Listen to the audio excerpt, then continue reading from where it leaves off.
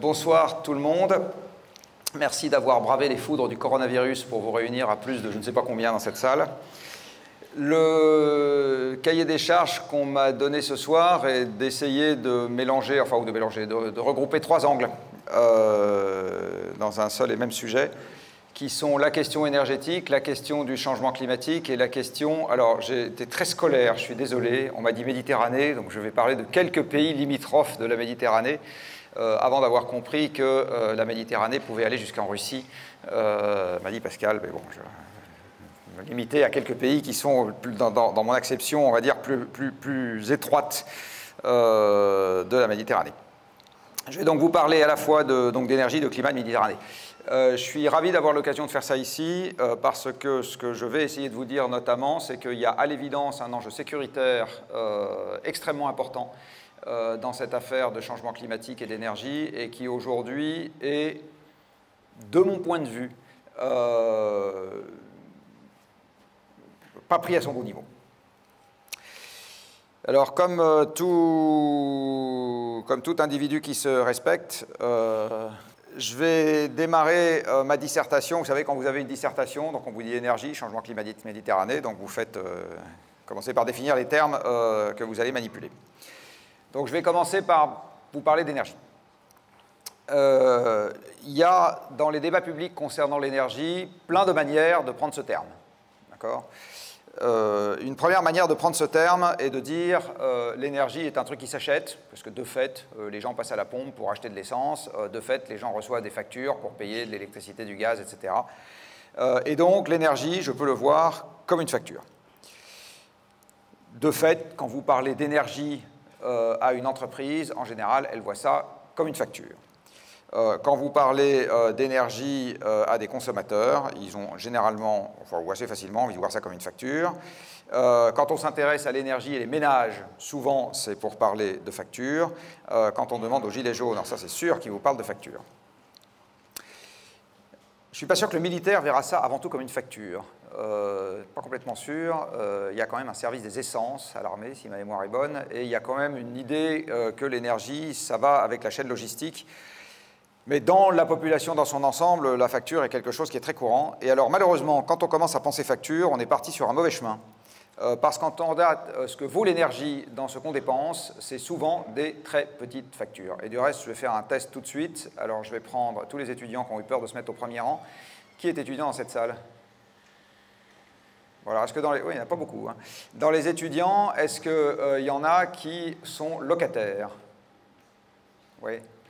Dans ceux qui sont locataires, qui ne connaît pas le montant de son loyer? OK. Dans ceux qui sont locataires, qui ne connaît pas le montant exact de sa dernière facture d'électricité? Vous connaissez le montant exact de votre dernière facture d'électricité? Non, donc vous auriez dû lever la main. Voilà, ce petit test est là pour montrer que quand vous avez affaire à une grosse facture, les gens savent que c'est une grosse facture. Enfin, ils connaissent le montant parce que vous connaissez le montant des grosses factures. Et dans une entreprise, c'est exactement pareil. Les gens, ils ont en tête les gros montants. Quand c'est un petit montant, en fait, on n'y fait pas attention. Et il se trouve que l'énergie est un petit montant. Je ne sais pas combien ça vaut au sein de la Marine nationale, les achats d'énergie, mais par contre, je sais combien ça vaut au sein de la SNCF, qui m'a amené ici. La SNCF, qui est le premier consommateur électrique de France, est probablement un des premiers consommateurs de carburant, parce qu'ils ont plein de trains qui roulent au diesel, plus, plus la première flotte de bus qui est Keolis, plus une flotte de camions énormes qui s'appelle Geodis. Chez eux, c'est quelques pourcents de leur chiffre d'affaires, l'énergie, donc c'est pas beaucoup. Et chez les ménages, quand vous regardez les dépenses domestiques d'énergie, c'est-à-dire gaz, électricité, fuel pour le chauffage, l'électricité, c'est quelques pourcents de ce que les gens gagnent. Et les carburants, c'est aussi quelques pourcents de ce que les gens gagnent. Donc quand on a une petite dépense dans le monde économique qui nous entoure, en général, on y fait attention une petite partie du temps, et le reste du temps, on s'occupe d'autres choses, de sujets beaucoup plus sérieux, comme par exemple les retraites. Ce que vous allez voir à la fin de cet exposé, c'est qu'en fait, la discussion qu'on a en ce moment sur les retraites est une discussion sur le sexe des anges, parce que justement, le fait de ne pas comprendre ce que veut vraiment dire l'énergie fait qu'on est en train de faire des plans pour l'avenir dont on est absolument certain qu'ils ne se réaliseront pas, à cause du fait qu'on n'a pas bien compris ce qu'était l'énergie. Donc ce raisonnement est à peu près aussi sensé que si je disais, la masse de votre cervelle, c'est 2% de votre poids, donc si je peux m'en occuper 2% du temps, je peux l'oxygéner 2% du temps, je peux l'alimenter 2% du temps, ou bien je peux vous en enlever la moitié, c'est pas très grave, vous perdrez 1% d'efficacité dans votre corps. Évidemment, c'est pas comme ça qu'il faut raisonner. Les liens de dépendance entre votre cervelle et le reste du corps font que si je vous enlève votre cervelle, ça a beau représenter 2% de votre poids, le reste ne fonctionne plus. Eh bien, l'énergie, c'est exactement pareil. Si je vous enlève l'énergie, ça a beau représenter quelques pourcents de ce qu'on paye, le reste ne fonctionne plus. Tout le reste s'arrête. La deuxième manière qu'on a de penser, enfin, le deuxième réflexe pavlovien qu'on a souvent en ce qui concerne l'énergie est celle des économies. Alors, j'ai fait un petit test il n'y a pas très longtemps. J'ai demandé à Google comment il avait envie de me compléter ma requête si je démarre une requête en mettant la meilleure énergie. Vous savez, Google, à ce moment, il vous complète avec la requête la plus couramment faite. Et alors, à ce moment, Google complète la requête avec « c'est celle qu'on ne consomme pas ». Alors, manque de peau, c'est exactement l'inverse qui s'est passé. De l'énergie, on en utilise de plus en plus depuis longtemps, donc probablement que la meilleure énergie, c'est celle qu'on consomme, parce que si c'était celle qu'on ne consomme pas, ben, on en aurait consommé de moins en moins, parce que c'est quand même vachement sympa de se mettre dans une situation où on a ce qu'il y a de mieux. Vous avez ici la quantité totale d'énergie utilisée par les hommes depuis un siècle et demi, et vous voyez que manifestement, on n'a pas trop écouté ce slogan, on a fait l'exact inverse. Et alors vous noterez deux choses intéressantes sur cette courbe, c'est que la tertiarisation de l'économie n'interrompt absolument pas la hausse. Donc en fait, la tertiarisation de l'économie qui dématérialiserait l'économie, c'est un slogan, ce n'est pas une réalité. Et la deuxième chose que vous voyez sur cette courbe, c'est que la dématérialisation de l'économie qui viendrait de la diffusion des technologies numériques, c'est aussi un slogan, ce n'est pas une réalité. D'accord ? Donc, ni le numérique, ni la tertiarisation de l'économie n'ont fait quoi que ce soit pour infléchir la hausse de la quantité d'énergie qu'on utilise sur Terre.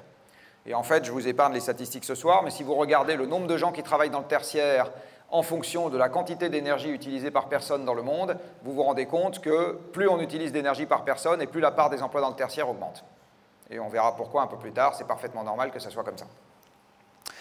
Il y a un troisième réflexe pavlovien qui vient maintenant souvent à l'esprit en ce qui concerne l'énergie, c'est de dire qu'on va aller vers un monde totalement renouvelable et que c'est ça l'avenir. Alors, de fait, un monde totalement renouvelable, on sait faire, on a fait très longtemps.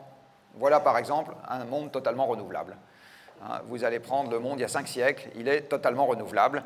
À cette époque-là, il n'y a pas un gramme de pétrole, de charbon, ni de nucléaire, du reste, qui est utilisé par les hommes. Nous sommes dans un univers 100% renouvelable. Alors la question, c'est si l'univers 100% renouvelable est si merveilleux, pourquoi est-ce que ça fait des siècles qu'on s'évertue à faire l'exact inverse de ce qu'il faudrait qu'on fasse aujourd'hui? Parce que de fait, ça fait des siècles qu'on fait l'exact inverse. Vous voyez, voilà la marine à voile d'il y a quelques siècles. Donc ça allait un peu moins vite qu'une frégate moderne, c'était un peu moins puissant qu'un porte-avions moderne, et on s'est dit, bon, on va remplacer ça par une marine fossile, ça sera quand même plus efficace pour alimenter le supermarché du coin rapidement. On avait des transports terrestres parfaitement renouvelables, vous voyez, un cheval renouvelable, du reste à la fin on le renouvelait en le mangeant. Une charrette en bois, oui, à l'époque où il y avait des animaux de trait, on valorisait les animaux de trait en fin de vie, c'est pour ça qu'on avait des boucheries chevalines, qui ont totalement disparu maintenant, parce qu'il n'y a plus de chevaux de trait. Vous qui mangez de l'herbe renouvelable en tirant une charrette à boire, etc. Puis on s'est dit que fossiliser les transports, ça les rendait quand même un peu plus efficaces, donc c'est ce qu'on a fait. On avait une agriculture renouvelable, vous voyez, des animaux de trait renouvelables, etc. Puis on s'est dit quand même que pour nourrir les étudiants pour pas cher, c'était mieux d'avoir une agriculture fossile. On avait une industrie parfaitement renouvelable avec des moulins à vent, des moulins à eau, etc. Et on s'est dit que quand même, pour fabriquer tout ce qui nous entoure aujourd'hui, c'était plus simple. Donc en gros, ça fait quelques siècles qu'on passe notre temps à faire l'exact inverse du slogan à la mode d'aujourd'hui, qui est « on va aller vers un monde 100% renouvelable ». Alors de deux choses l'une, ou bien nos ancêtres ont été des crétins patentés à faire l'exact inverse de ce qu'il faudrait faire aujourd'hui, ou bien il y a quand même une toute petite raison physique à ce que c'est comme ça que ce soit écrit l'histoire et pas autrement. Parce que, vous voyez, les moulins à vent, dont les éoliennes modernes sont une variante, on connaît ça depuis 2000 ans. Ça fait 2000 ans qu'on connaît les moulins à vent. Donc si les moulins à vent, c'est intrinsèquement supérieur, c'est pas cher, etc., pourquoi est-ce qu'on s'est enquiquiné à abandonner les moulins à vent pour utiliser autre chose? Si vraiment c'est pas cher, c'est commode, on peut en faire ce qu'on veut. Bon. Alors en fait, je vais vous donner là un tout petit exemple qui va vous montrer que la raison pour laquelle on a fait ça, c'est pas juste parce qu'on était des êtres malfaisants, c'est que malheureusement la physique nous y a poussé et que violer la physique, c'est compliqué. Si on imagine qu'on prend le volume d'air de cette salle, qui en première approximation ne doit pas être très très loin du volume d'air d'un cube d'air de 10 mètres de côté. Donc je prends 1000 mètres cubes d'air. J'imprime à cette masse d'air une vitesse d'un Mistral correct. 80 km/h. 45 nœuds, puisqu'il y a des marins dans la salle. Et je fais passer ça dans une éolienne. Je vais donc dans un moulin à vent moderne. Je vais évidemment récupérer de l'énergie. Eh bien, la quantité d'énergie que je vais récupérer est équivalente à celle que j'ai en faisant brûler 3 millilitres de pétrole. Pas beaucoup, 3 millilitres. Hein. Pas gros. Question, est-ce que c'est plus simple, tant qu'on n'a pas de problème de disponibilité sur le pétrole, d'utiliser 3 millilitres de pétrole pour lesquels il n'y a qu'à faire un trou dans la terre et à le faire sortir, et avec ce pétrole, le bateau avance quand il y a du vent, quand il n'y a pas de vent, quand il fait nuit, quand il fait jour, c'est exactement quand on a décidé de le faire sortir, quoi. Alors qu'avec l'électricité éolienne, et donc avec l'énergie éolienne plus généralement, eh bien, le train de 8 heures part s'il y a du vent, et s'il n'y a pas de vent, il ne part pas.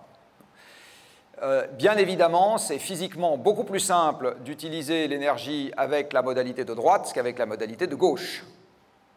Et c'est bien la raison pour laquelle on est historiquement passé des énergies renouvelables aux énergies fossiles et pas l'inverse. Il y a une raison physique à ça. Très accessoirement, notez que l'éolienne moderne est un sous-ensemble de notre économie fossile, puisque pour faire l'éolienne moderne, il faut du charbon pour faire la métallurgie, il faut du pétrole pour faire la pétrochimie amont et les transports de tous les morceaux intermédiaires. Il n'y a pas plus mondialisé que l'éolien et le solaire. Hein. Les 10 premiers fabricants de panneaux solaires sont en Chine, et aujourd'hui, les premiers fabricants de nacelles sont en Chine également. Donc quand on installe une éolienne ou un panneau solaire en disant c'est de l'énergie locale, non, non, c'est de l'énergie chinoise. C'est-à-dire l'énergie est locale, mais le collecteur, lui, il est totalement mondialisé. Ce n'est pas plus local qu'autre chose. Et il vous faut du gaz pour faire tourner les cimenteries, pour installer les plots en béton. Voilà. Donc le prix aujourd'hui bas de l'éolien, c'est tout simplement parce qu'on a l'énergie fossile à l'amont pour faire des éoliennes pour pas cher. Le jour où vous bouclez le système sur lui-même et où vous n'avez plus que des éoliennes et des panneaux solaire pour faire d'autres éoliennes et d'autres panneaux solaires, on reparlera du prix de l'éolien. Pas complètement sûr que ça reste là où c'est. Donc, une facture, c'est réducteur, l'économiser, c'est pas ce qu'on a fait, 100% renouvelable, on en sort. Et en fait, le vrai rapport qu'on doit avoir vis-à-vis de l'énergie, ce qu'on doit comprendre en ce qui concerne l'énergie, c'est que l'énergie, c'est ce qui nous a permis de nous tailler un costume de Superman pour de vrai. Et c'est pour ça qu'on aime énormément l'énergie. Parce qu'en fait, qu'est-ce que l'énergie?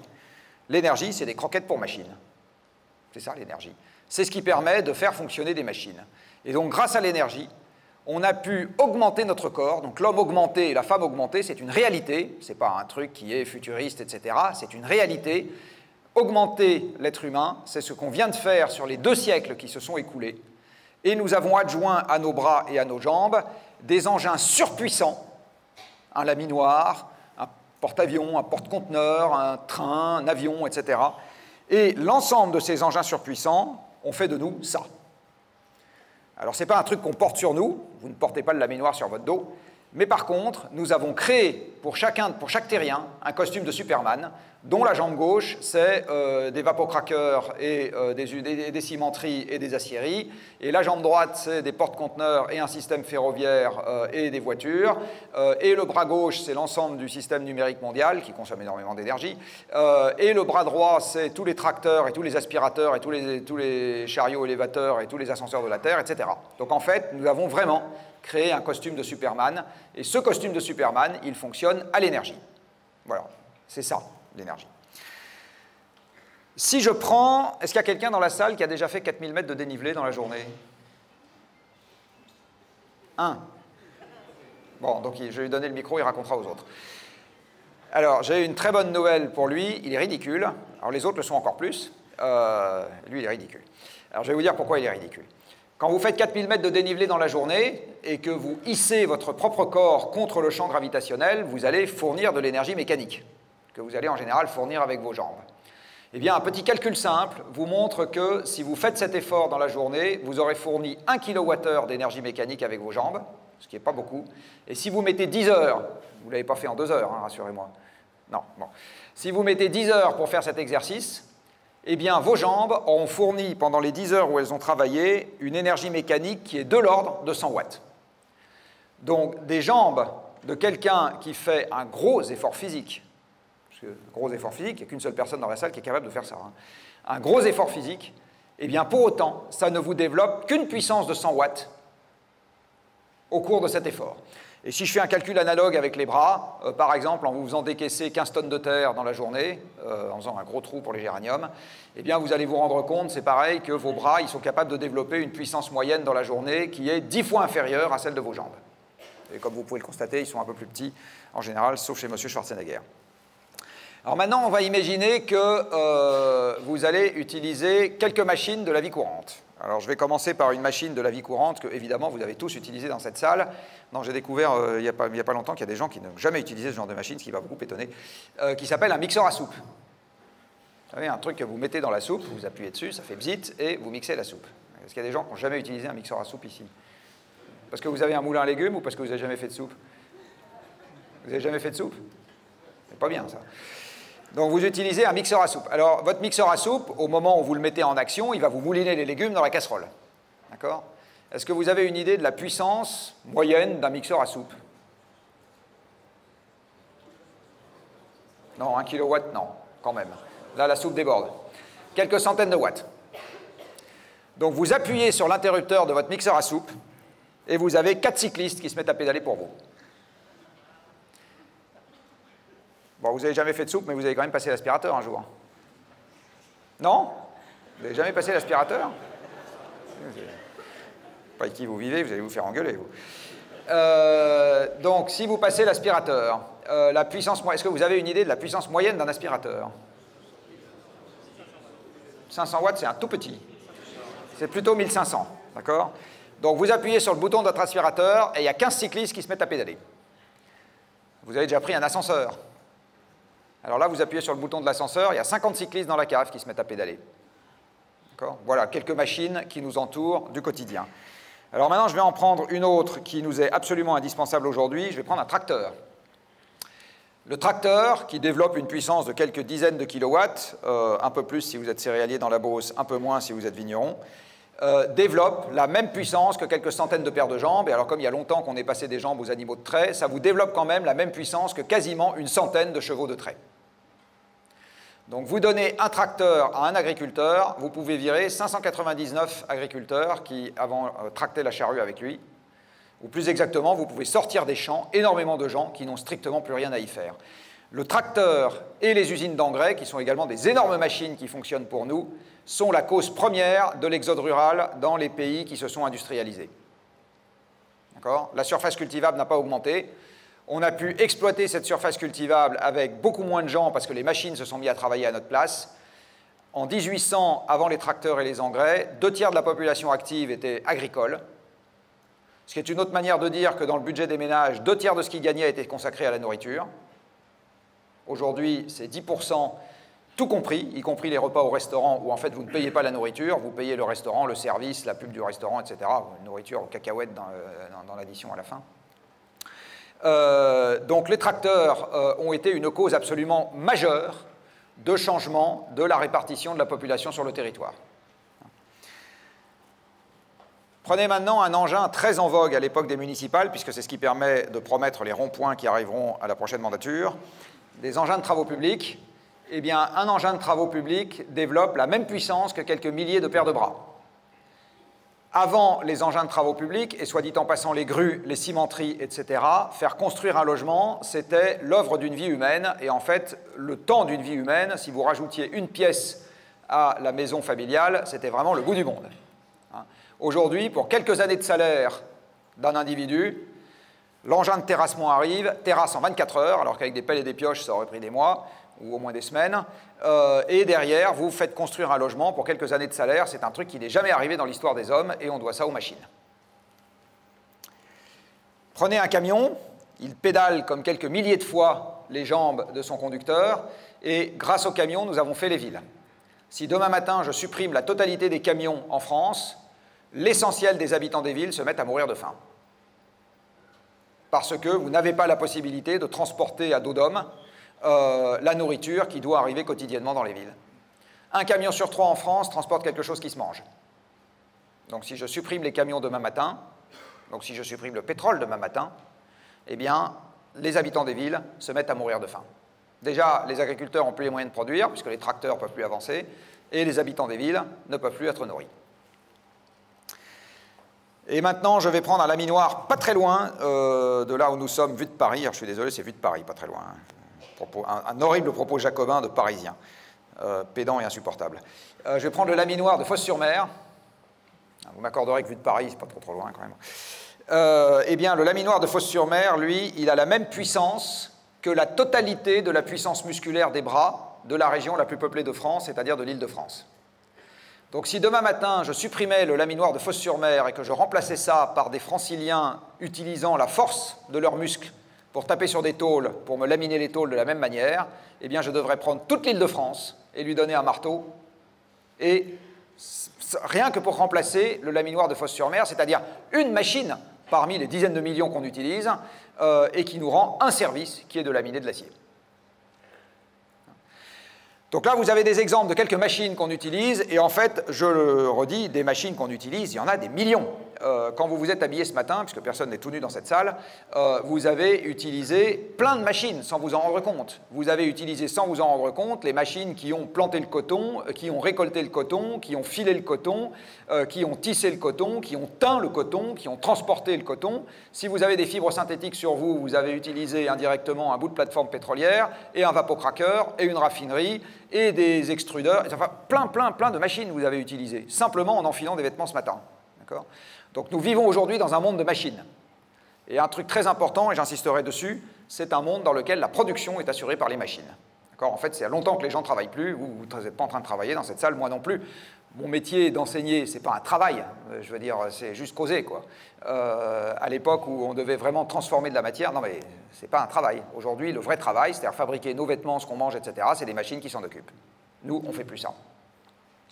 Tout ce qu'on a besoin de faire, nous, c'est d'arbitrer la production des machines. C'est ça les emplois de service. C'est pour ça qu'il y a énormément d'emplois de service dans les pays qui sont sous perfusion d'énergie de façon très importante, parce que du coup, il y a énormément de flux à gérer, extrêmement compliqués.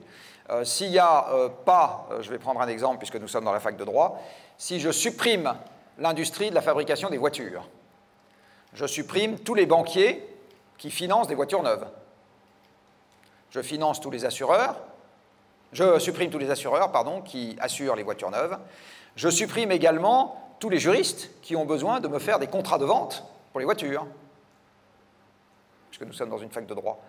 Je supprime, au bout d'un moment, tous les juristes qui s'occupent des procès pour les gens qui ont des accidents de voiture. Vous voyez ? Bon. Donc, en fait, dire que les emplois de service sont détachables de l'industrie, ce n'est pas vrai. Les emplois de service, ils sont raccrochés à des flux physiques.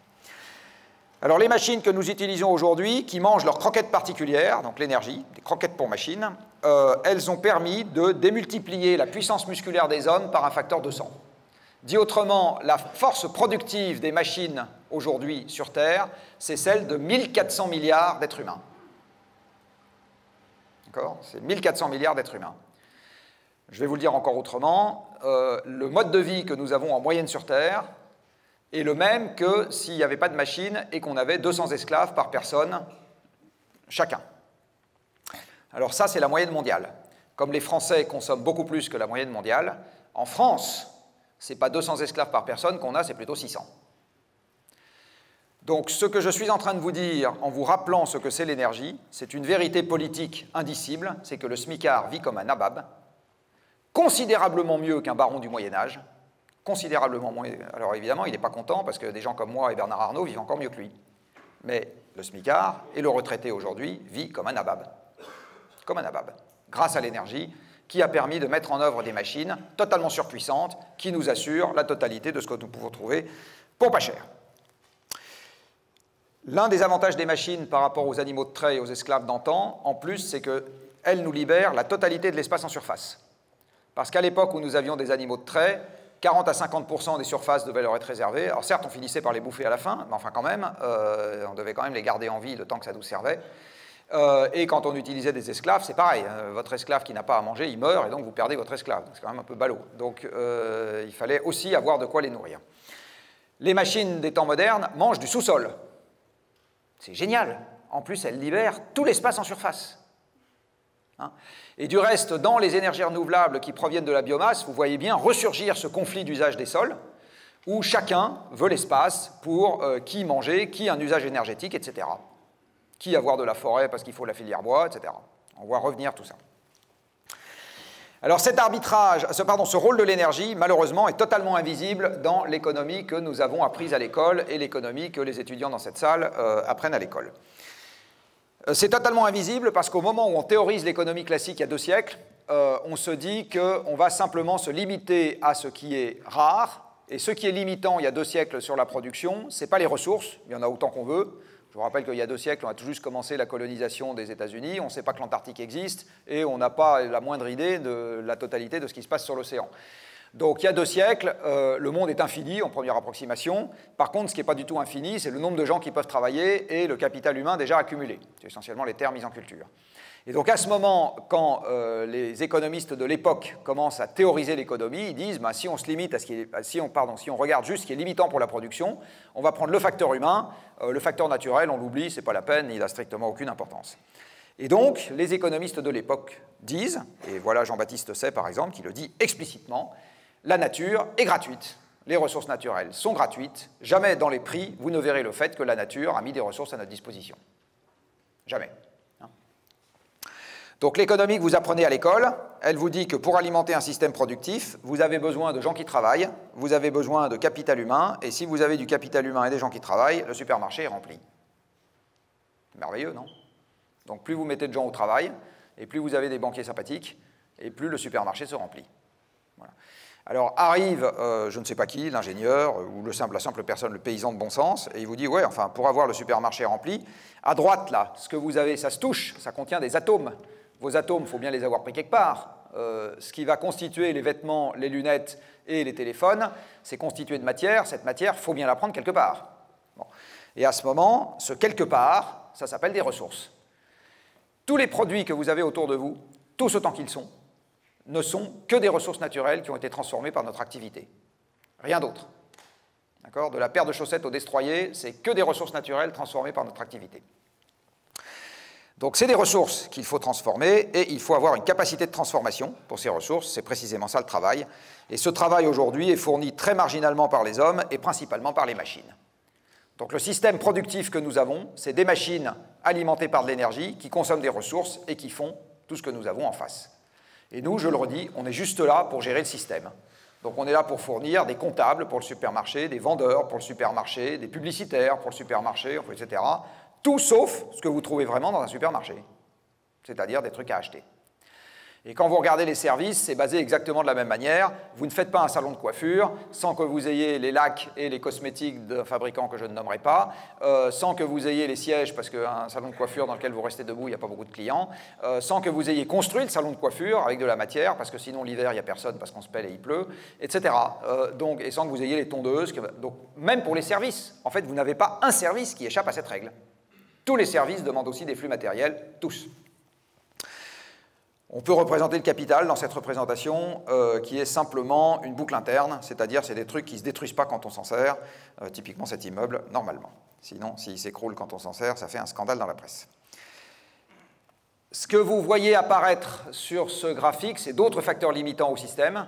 Il y en a un premier qui est que si les machines n'ont plus leur croquette pour machine qui s'appelle de l'énergie, elles s'arrêtent de travailler, donc elles ne se mettent pas en grève parce qu'elles réclament une augmentation, juste elles s'arrêtent de travailler. Et si les machines s'arrêtent de travailler, la production s'arrête aussi. Donc je reprends l'exemple de mes camions. Si vous avez une flotte de camions avec des conducteurs parfaitement prêts à conduire et un banquier parfaitement prêt à vous financer et pas d'essence à mettre dans les camions, la production de la flotte de camions est nulle. Voilà. Et de même que dans la rade de Toulon, si on doit ressortir à la rame les bateaux militaires modernes, je pense que ça va être un peu difficile d'aller faire la guerre. Donc vous voyez bien que l'énergie est un facteur limitant de la production parce que c'est un facteur limitant de la mise en action des machines. Les ressources peuvent également être un facteur limitant. Pour rester dans la Méditerranée, s'il y a moins de poissons à pêcher, il y a évidemment moins de produits de la pêche, ce qui peut créer, soit dit en passant, quelques tensions. Donc vous avez ici, encore une fois, deux autres facteurs limitants qui peuvent exister dans le système. Alors aujourd'hui, à l'échelle mondiale, ils ne s'appliquent pas encore à plein.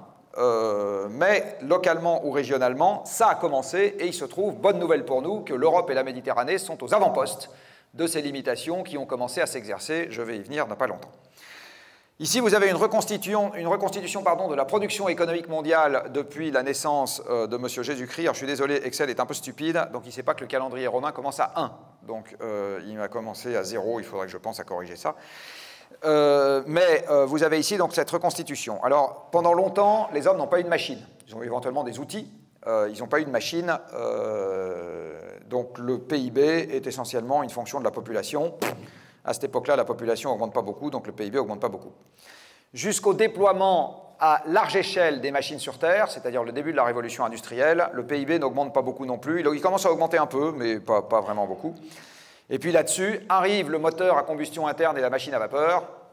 Et alors là, ralovli, on vous explique qu'on va sauver les retraites avec la croissance perpétuelle.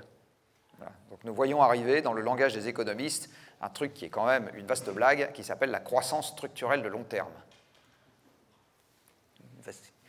Enfin, je veux dire, comment est-ce qu'on peut dire des trucs pareils sans être bourré ou sous l'emprise de stupéfiants? Croissance structurelle de long terme. Évidemment que sur une planète Terre qui fait désespérément 13 000 km de diamètre, qui faisait 13 000 km de diamètre il y a 2 siècles, qui fera toujours 13 000 km de diamètre dans 2 siècles, il n'y aura jamais de croissance structurelle de long terme. Il y a une parenthèse de l'humanité avec de la croissance. Mais ce n'est pas structurel de long terme. Et je peux vous dire que ça ne va pas durer jusqu'au moment où les plus jeunes dans cette salle vont prendre leur retraite, et ce n'est pas du tout sûr que ça dure jusqu'au moment où moi je meurs. Hein? Alors pour le moment, ça dure. Donc ça dure très très bien. Vous avez ici quelque chose qui est la contrepartie logique de ce que je viens de vous raconter. Dans un monde de machines, vous regardez la quantité d'énergie utilisée, alors pas par les hommes, par les machines, parce que là aussi il y a une supercherie de langage. Vous ne consommez pas d'énergie. La seule énergie que vous consommez, c'est quand vous mangez un plat de tripes, ce qui est délicieux par ailleurs, ou une portion de carottes râpées, ou que vous vous faites chauffer au soleil. Mais c'est la seule façon que vous avez de consommer de l'énergie. Vous ne buvez pas de pétrole, je vous le déconseille, c'est vraiment pas terrible, et vous ne mangez pas de charbon. Le seul charbon qu'on mange est pour les flatulences, mais ce n'est pas vraiment pour l'énergie. Donc nous ne consommons pas d'énergie, c'est pas vrai. Quand on dit qu'on consomme de l'énergie, en fait, c'est tel Mickey dans Fantasia, on met en route des machines, c'est ça qu'on fait, c'est magique. Et c'est ça qu'on fait. Donc, la quantité d'énergie n'est pas utilisée par les hommes, elle est utilisée par les machines. Et si vous représentez la quantité d'énergie, en fait, ça ne représente que le parc de machines en fonctionnement. C'est ça que ça représente. Et donc, ici, sur cette courbe, qui démarre en 1965, chaque année représentant un point et qui va jusqu'en 2018, ce que ça dit, c'est que la quantité de machines en service vous donne très exactement le PIB en monnaie constante. Donc en fait, le fameux PIB qui doit croître pour payer les retraites, assurer la baisse du chômage, etc., M. Macron n'y peut strictement rien, parce qu'il ne peut rien sur l'approvisionnement énergétique mondial qui permet de mettre en route le parc de machines mondial. Ça se passe ailleurs que chez lui. Il peut un petit quelque chose sur la fraction de cette énergie qu'on va réussir à avoir chez nous, un petit quelque chose. Il peut un gros quelque chose sur la seule énergie qu'on maîtrise domestiquement, qui est l'hydroélectricité, et d'une certaine manière le nucléaire, parce que le seul truc qu'on importe c'est l'uranium, mais c'est pas des grosses quantités. Mais pour le reste, il est pris dans la barque mondiale, c'est pas lui qui produit le pétrole, c'est pas lui qui produit le gaz, c'est pas lui qui produit le charbon. Et comme l'essentiel de l'énergie qu'on utilise aujourd'hui sur Terre est fossile, à 80%, voilà le drame des négociations climat, j'y reviendrai un peu plus tard, c'est que vous ne savez pas aujourd'hui augmenter le PIB sans augmenter le CO2. Et inversement, nous ne saurons pas limiter le réchauffement climatique sans baisser le PIB. On ne saura pas faire ça. Alors la bonne nouvelle, c'est qu'il finira par baisser de toute façon.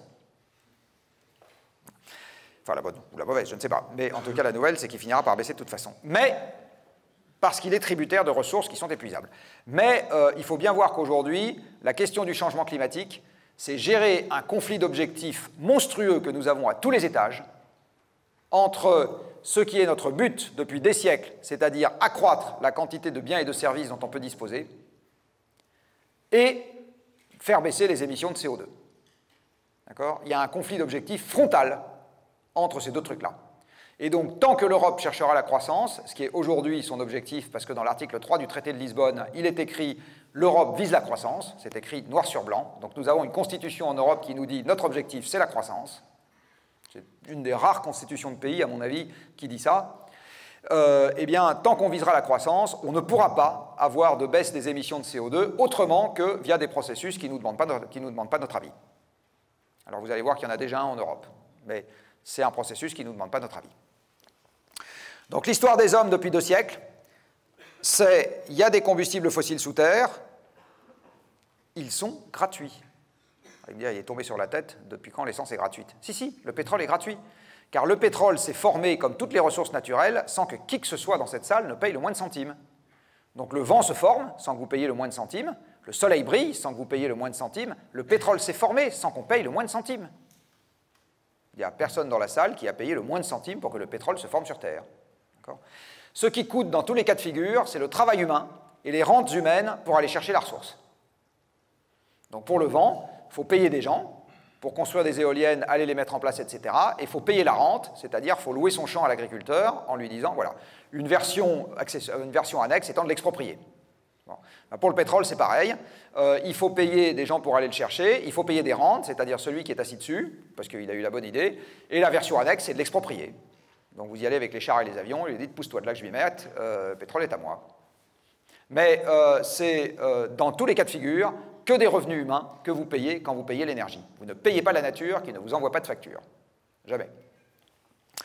Donc ces combustibles brûlants, ils ont la possibilité d'actionner un parc de machines qui nous a permis de transformer tout ce qui nous est tombé sous la main et donc de faire en quantité croissante des objets de toute nature. Et comme les machines se sont mises à travailler à notre place, nous on a du temps libre. Alors à quoi on affecte ce temps libre? À se mettre à, entre guillemets, travailler plus tard. Mais quelle différence? Pourquoi est-ce qu'on appelle travail le fait de passer de étudiant qui est assis derrière un bureau à apprendre des trucs à consultant qui est assis derrière un bureau à apprendre des trucs? Purement conventionnel. Hein? Passer de étudiant, c'est assis sur une chaise, en train d'écouter quelqu'un qui cause, et vous allez derrière devenir employé de bureau à l'accueil de la caisse nationale, de la caisse primaire d'assurance maladie, et vous allez être assis derrière un bureau à écouter des gens qui causent. Quelle différence? Donc dans un cas, on appelle ça travail, dans l'autre cas, on appelle ça étude. En fait, c'est pareil physiquement, d'accord? Bon. Donc en fait, on a du temps libre. Alors on l'affecte à quoi ce temps libre? À être assis derrière un bureau. Voilà. Alors ça peut s'appeler la retraite, ça peut s'appeler les études, ça s'appelle le week-end, ça s'appelle les 35 heures, ça s'appelle les vacances. Voilà. Tout ça, c'est une contrepartie de l'abondance énergétique. Donc les revendications conjointes de la CGT et du MEDEF, et de l'UFC Que Choisir, c'est l'énergie. Ce qui a fait votre pouvoir d'achat, c'est l'énergie. Ce qui a fait les villes, parce que les gens n'avaient plus besoin d'être au plus près de la ressource à la campagne, c'est l'énergie. Ce qui a fait la mondialisation, c'est l'énergie. Tout ça est évidemment transitoire, parce que le pétrole, le gaz et le charbon seront transitoires sur Terre. Hein? Mais ce qui a fait tout ça, c'est l'énergie. Et la contrepartie monétaire de ce tout ça, eh bien, s'appelle le PIB. Donc, dans ce conte de fées, on a deux forces de frottement que M. Jean-Baptiste Say n'avait pas vues, mais des gens pas loin de son époque avaient déjà commencé à voir, puisque l'effet de serre est connu depuis Joseph Fourier en 1826. C'est le changement climatique à l'aval et un goulet d'étranglement à l'amont, qui est la disponibilité en combustibles fossiles. Alors on va rentrer un peu dans le détail sur les deux. À l'amont, les combustibles fossiles portent bien leur nom puisqu'il s'agit de fossiles. Tombe bien. Alors qu'est-ce que c'est qu'un fossile? C'est un reste sédimenté de quelque chose qui a vécu il y a longtemps. D'accord? Vous avez des coquilles d'ammonite, etc. Alors un fossile particulier, c'est le pétrole. Le pétrole est un reste fossile de microalgues et de plancton ayant vécu, comme vous pouvez le voir sur ce graphique, n'importe quand entre il y a 50 millions d'années et il y a 400 millions d'années. Et les restes biologiques de cette vie ont été sédimentés dans la croûte terrestre par la tectonique des plaques, cuits par la géothermie, et ça a fini par vous donner du pétrole et du gaz, qui s'est, dans les bons cas de figure, accumulé dans des roches poreuses, typiquement du calcaire, éventuellement du grès, éventuellement des sables, pour faire ce qu'on appelle aujourd'hui un réservoir de pétrole. Un réservoir de pétrole, soit dit en passant, c'est pas comme le réservoir de votre voiture qui se vide et qui se remplit en 1 minute. Ça met des dizaines de millions d'années à se remplir et ça met des dizaines d'années à se vider. C'est une roche imprégnée d'huile. Donc vous voyez que les combustibles... Et le charbon, s'est formé en une seule passe à partir d'il y a 300 millions d'années avec des fougères qui ont poussé à l'ère du charbon, le carbonifère. Donc les combustibles fossiles, c'est tout à fait renouvelable si vous avez le temps d'attendre 300 millions d'années. Si vous n'avez pas le temps d'attendre 300 millions d'années, on va dire que ce n'est pas très renouvelable. Et en fait, vous tapez dans un stock, à l'échelle des temps historiques, on va considérer qu'il est donné une fois pour toutes. Donc à l'échelle des temps historiques, quelques siècles, on va considérer que du pétrole, il y en a une quantité donnée une fois pour toutes. On peut ne pas savoir où il est. En fait, on sait de mieux en mieux où il est, mais on peut ne pas savoir où il est, etc. Mais ce qui est sûr, c'est qu'à cause de sa durée de formation, il y a une quantité de départ, au début de la partie de Monopoly, qui est donnée une fois pour toutes. En fait, on sait de mieux en mieux où il est. Mais je pourrais y revenir s'il y a des questions. À partir du moment où vous tapez dans un stock de départ qui est donné une fois pour toutes, vous êtes d'accord avec moi qu'il n'est pas possible d'avoir une extraction annuelle en provenance de ce stock qui augmente indéfiniment. Vous ne pouvez pas avoir chaque année plus de pétrole que l'année précédente, et ça jusqu'à la nuit des temps. Parce que ça voudrait dire que le stock est infini. Vous ne pouvez même pas avoir un stock de départ une production annuelle qui soit perpétuellement constante. À nouveau, ça voudrait dire que le stock est infini. Si chaque année vous êtes capable d'avoir la même chose que l'année précédente, et ce jusqu'à la nuit des temps, c'est que vous avez un stock infini. En fait, les mathématiques vous permettent de démontrer, chose que je fais démontrer à mes étudiants quand j'ai décidé d'être désagréable, que en pareil cas, vous n'avez qu'une seule, vous avez 3 conditions limites, que votre production est tenue de respecter. La première, c'est que si vous remontez suffisamment loin dans le temps, ça part de zéro. Bon, ça c'est facile à vérifier en ce qui concerne le pétrole. Si je remonte suffisamment loin dans le temps, il y a un moment, à l'époque des dinosaures, il n'y avait pas d'hommes pour sortir le pétrole, du reste pas de pétrole à sortir, donc la production était nulle. Si vous allez suffisamment loin dans le temps, ça redeviendra nul. Et entre les deux, vous allez passer par un maximum absolu à l'extraction, c'est-à-dire un sommet historique qui ne sera jamais dépassé, et derrière lequel vous aurez un déclin. Alors ce sommet historique a coutume d'être appelé le pic. Soit dit en passant, cette notion de pic s'applique au pétrole, mais ça s'applique aux minerais de cuivre, au vanadium, au tantale, au chrome, au cobalt, au nickel, à n'importe quoi qui sort de la croûte terrestre. Exactement pour les mêmes raisons, parce que vous n'avez pas de régénération en continu d'atomes de cobalt et d'atomes de cuivre et d'atomes d'aluminium et d'atomes d'argent. De toute façon, toutes les ressources minérales passeront un jour par un pic en ce qui concerne leur extraction de la croûte terrestre. Pendant longtemps, alors quand j'ai connu Pascal, donc en 2002, j'étais un peu comme le professeur Tournesol de Tintin, là, à me balader avec mon pendule en disant « le pic bientôt, le pic bientôt ». Alors maintenant, j'ai reçu un allié de poids, parce que ce n'est pas le pic bientôt, c'est le pic est derrière nous. Vous avez ici un document qui aurait mérité un peu plus de publicité que les sextapes de Benjamin Griveaux. En 2018, je ne sais pas s'il faisait déjà des sextapes. Donc, qui est sorti en 2018, en décembre 2018. Et ce document vous dit qu'en ce qui concerne le pétrole conventionnel, et je vais détailler un tout petit peu après de quoi il s'agit, c'est-à-dire tout ce qui n'est pas les sables bitumineux du Canada, vous savez, ces exploitations dans des mines à ciel ouvert, là où on racle du sable imprégné de bitume pour en faire un pétrole de synthèse, et tout ce qui n'est pas le pétrole qu'on appelle de schiste aux États-Unis. Alors le pétrole de schiste, en fait, c'est du pétrole qui s'obtient en fracturant des roches-mères. On devrait l'appeler du pétrole de roche-mère, et c'est ce fameux pétrole qu'on obtient par fracturation hydraulique. Si j'accepte ces deux sous-ensembles du pétrole, la totalité du reste de la production mondiale est en déclin depuis 2008. Alors 2008, s'il y a un banquier dans la salle, ça doit lui rappeler un petit quelque chose. Il y a un lien direct entre ce qui s'est passé dans le monde financier en 2008-2009 et ça.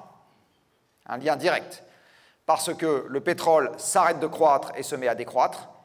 Du coup, la quantité de croquettes pour machines s'arrête de croître et se met à décroître pour les machines qui servent à transporter, et dont je vais vous montrer dans pas longtemps qu'elles sont les plus limitantes dans le système économique mondial.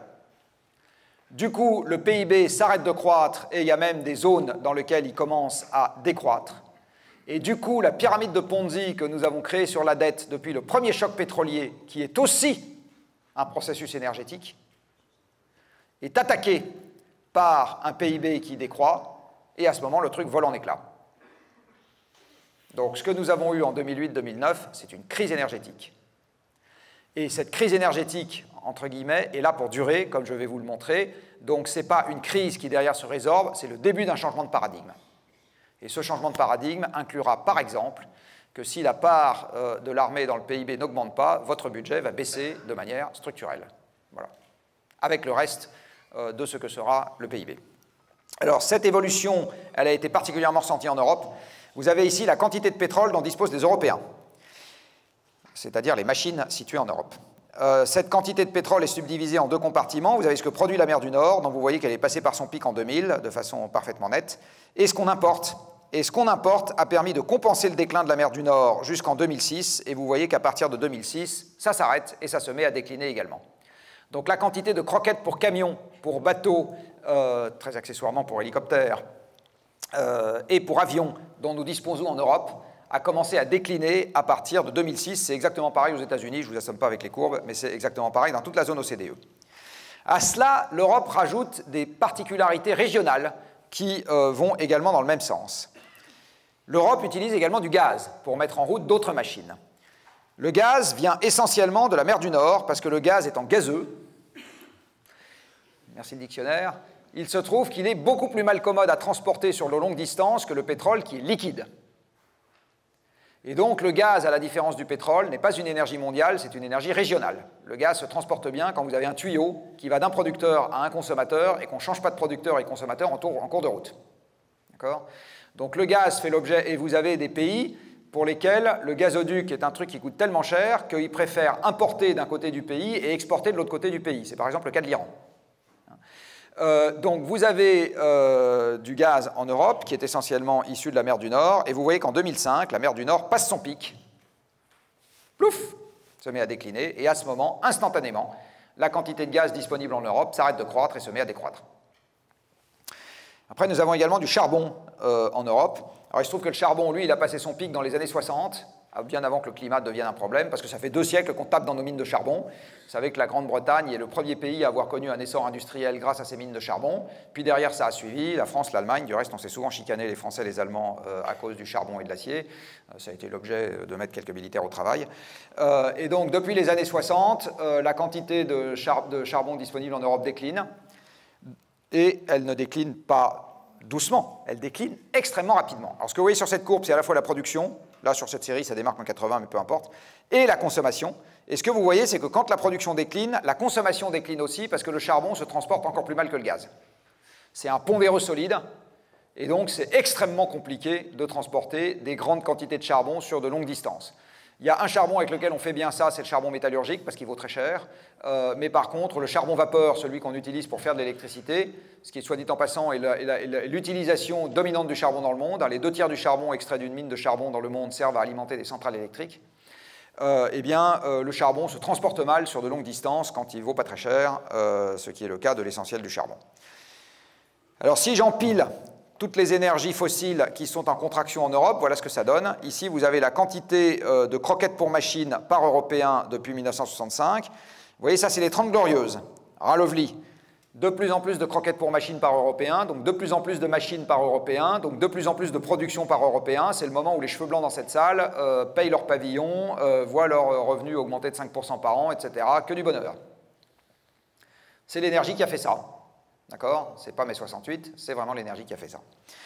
Après, vous avez une deuxième période, après les chocs pétroliers, où ce que vous voyez, c'est que la quantité de croquettes pour machine par personne cesse d'augmenter en Europe. Et en fait, dans toute la zone OCDE, c'est ça les chocs pétroliers. On passe d'une période où l'énergie par personne, c'est-à-dire la quantité de machines en service par personne, augmentait rapidement, à une période où ça s'arrête d'augmenter. Et donc la production par personne s'arrête d'augmenter, et donc la consommation, c'est-à-dire le pouvoir d'achat par personne, s'arrête d'augmenter rapidement. Ce n'est pas dû à l'incurie des politiques à ce moment-là, c'est dû au fait que la générosité des puits de pétrole n'était plus la même. L'incurie des politiques a été de ne pas le comprendre et de ne pas le gérer. C'est-à-dire qu'au lieu de dire à partir de maintenant ceinture, ils ont dit non, non, on va continuer à distribuer autant qu'avant, il n'y a pas de problème, on trouvera de l'argent dans les caisses plus tard. Sauf que plus tard, il n'y a pas eu plus de pétrole et il n'y a pas eu plus d'argent dans les caisses, et on a démarré une pyramide de Ponzi à partir de ce moment-là qui s'appelle la dette. Et puis arrive 2006, et alors là, 2006, c'est début de la tendance inverse. Alors évidemment, les tendances, il y a des à-coups, comme vous le pouvez le voir, mais c'est début de la tendance inverse, c'est-à-dire début de la contraction de l'énergie par Européen, c'est-à-dire de la baisse du parc de machines en fonctionnement par Européen, c'est-à-dire de la baisse structurelle de la production par personne, et donc de quelque chose qui va ressembler à une récession structurelle. Alors pour le moment, on a un artefact comptable qui nous masque un peu ce processus, qui est l'inflation des actifs. Tous ceux d'entre vous dans cette salle qui ont un peu d'immobilier le savent. Donc vous avez le prix de tous les actifs qui augmentent, les actions, l'immobilier, les œuvres d'art, la terre agricole, les forêts. Enfin, dès qu'il y a un truc qui s'achète en ce moment, crac, la valeur augmente.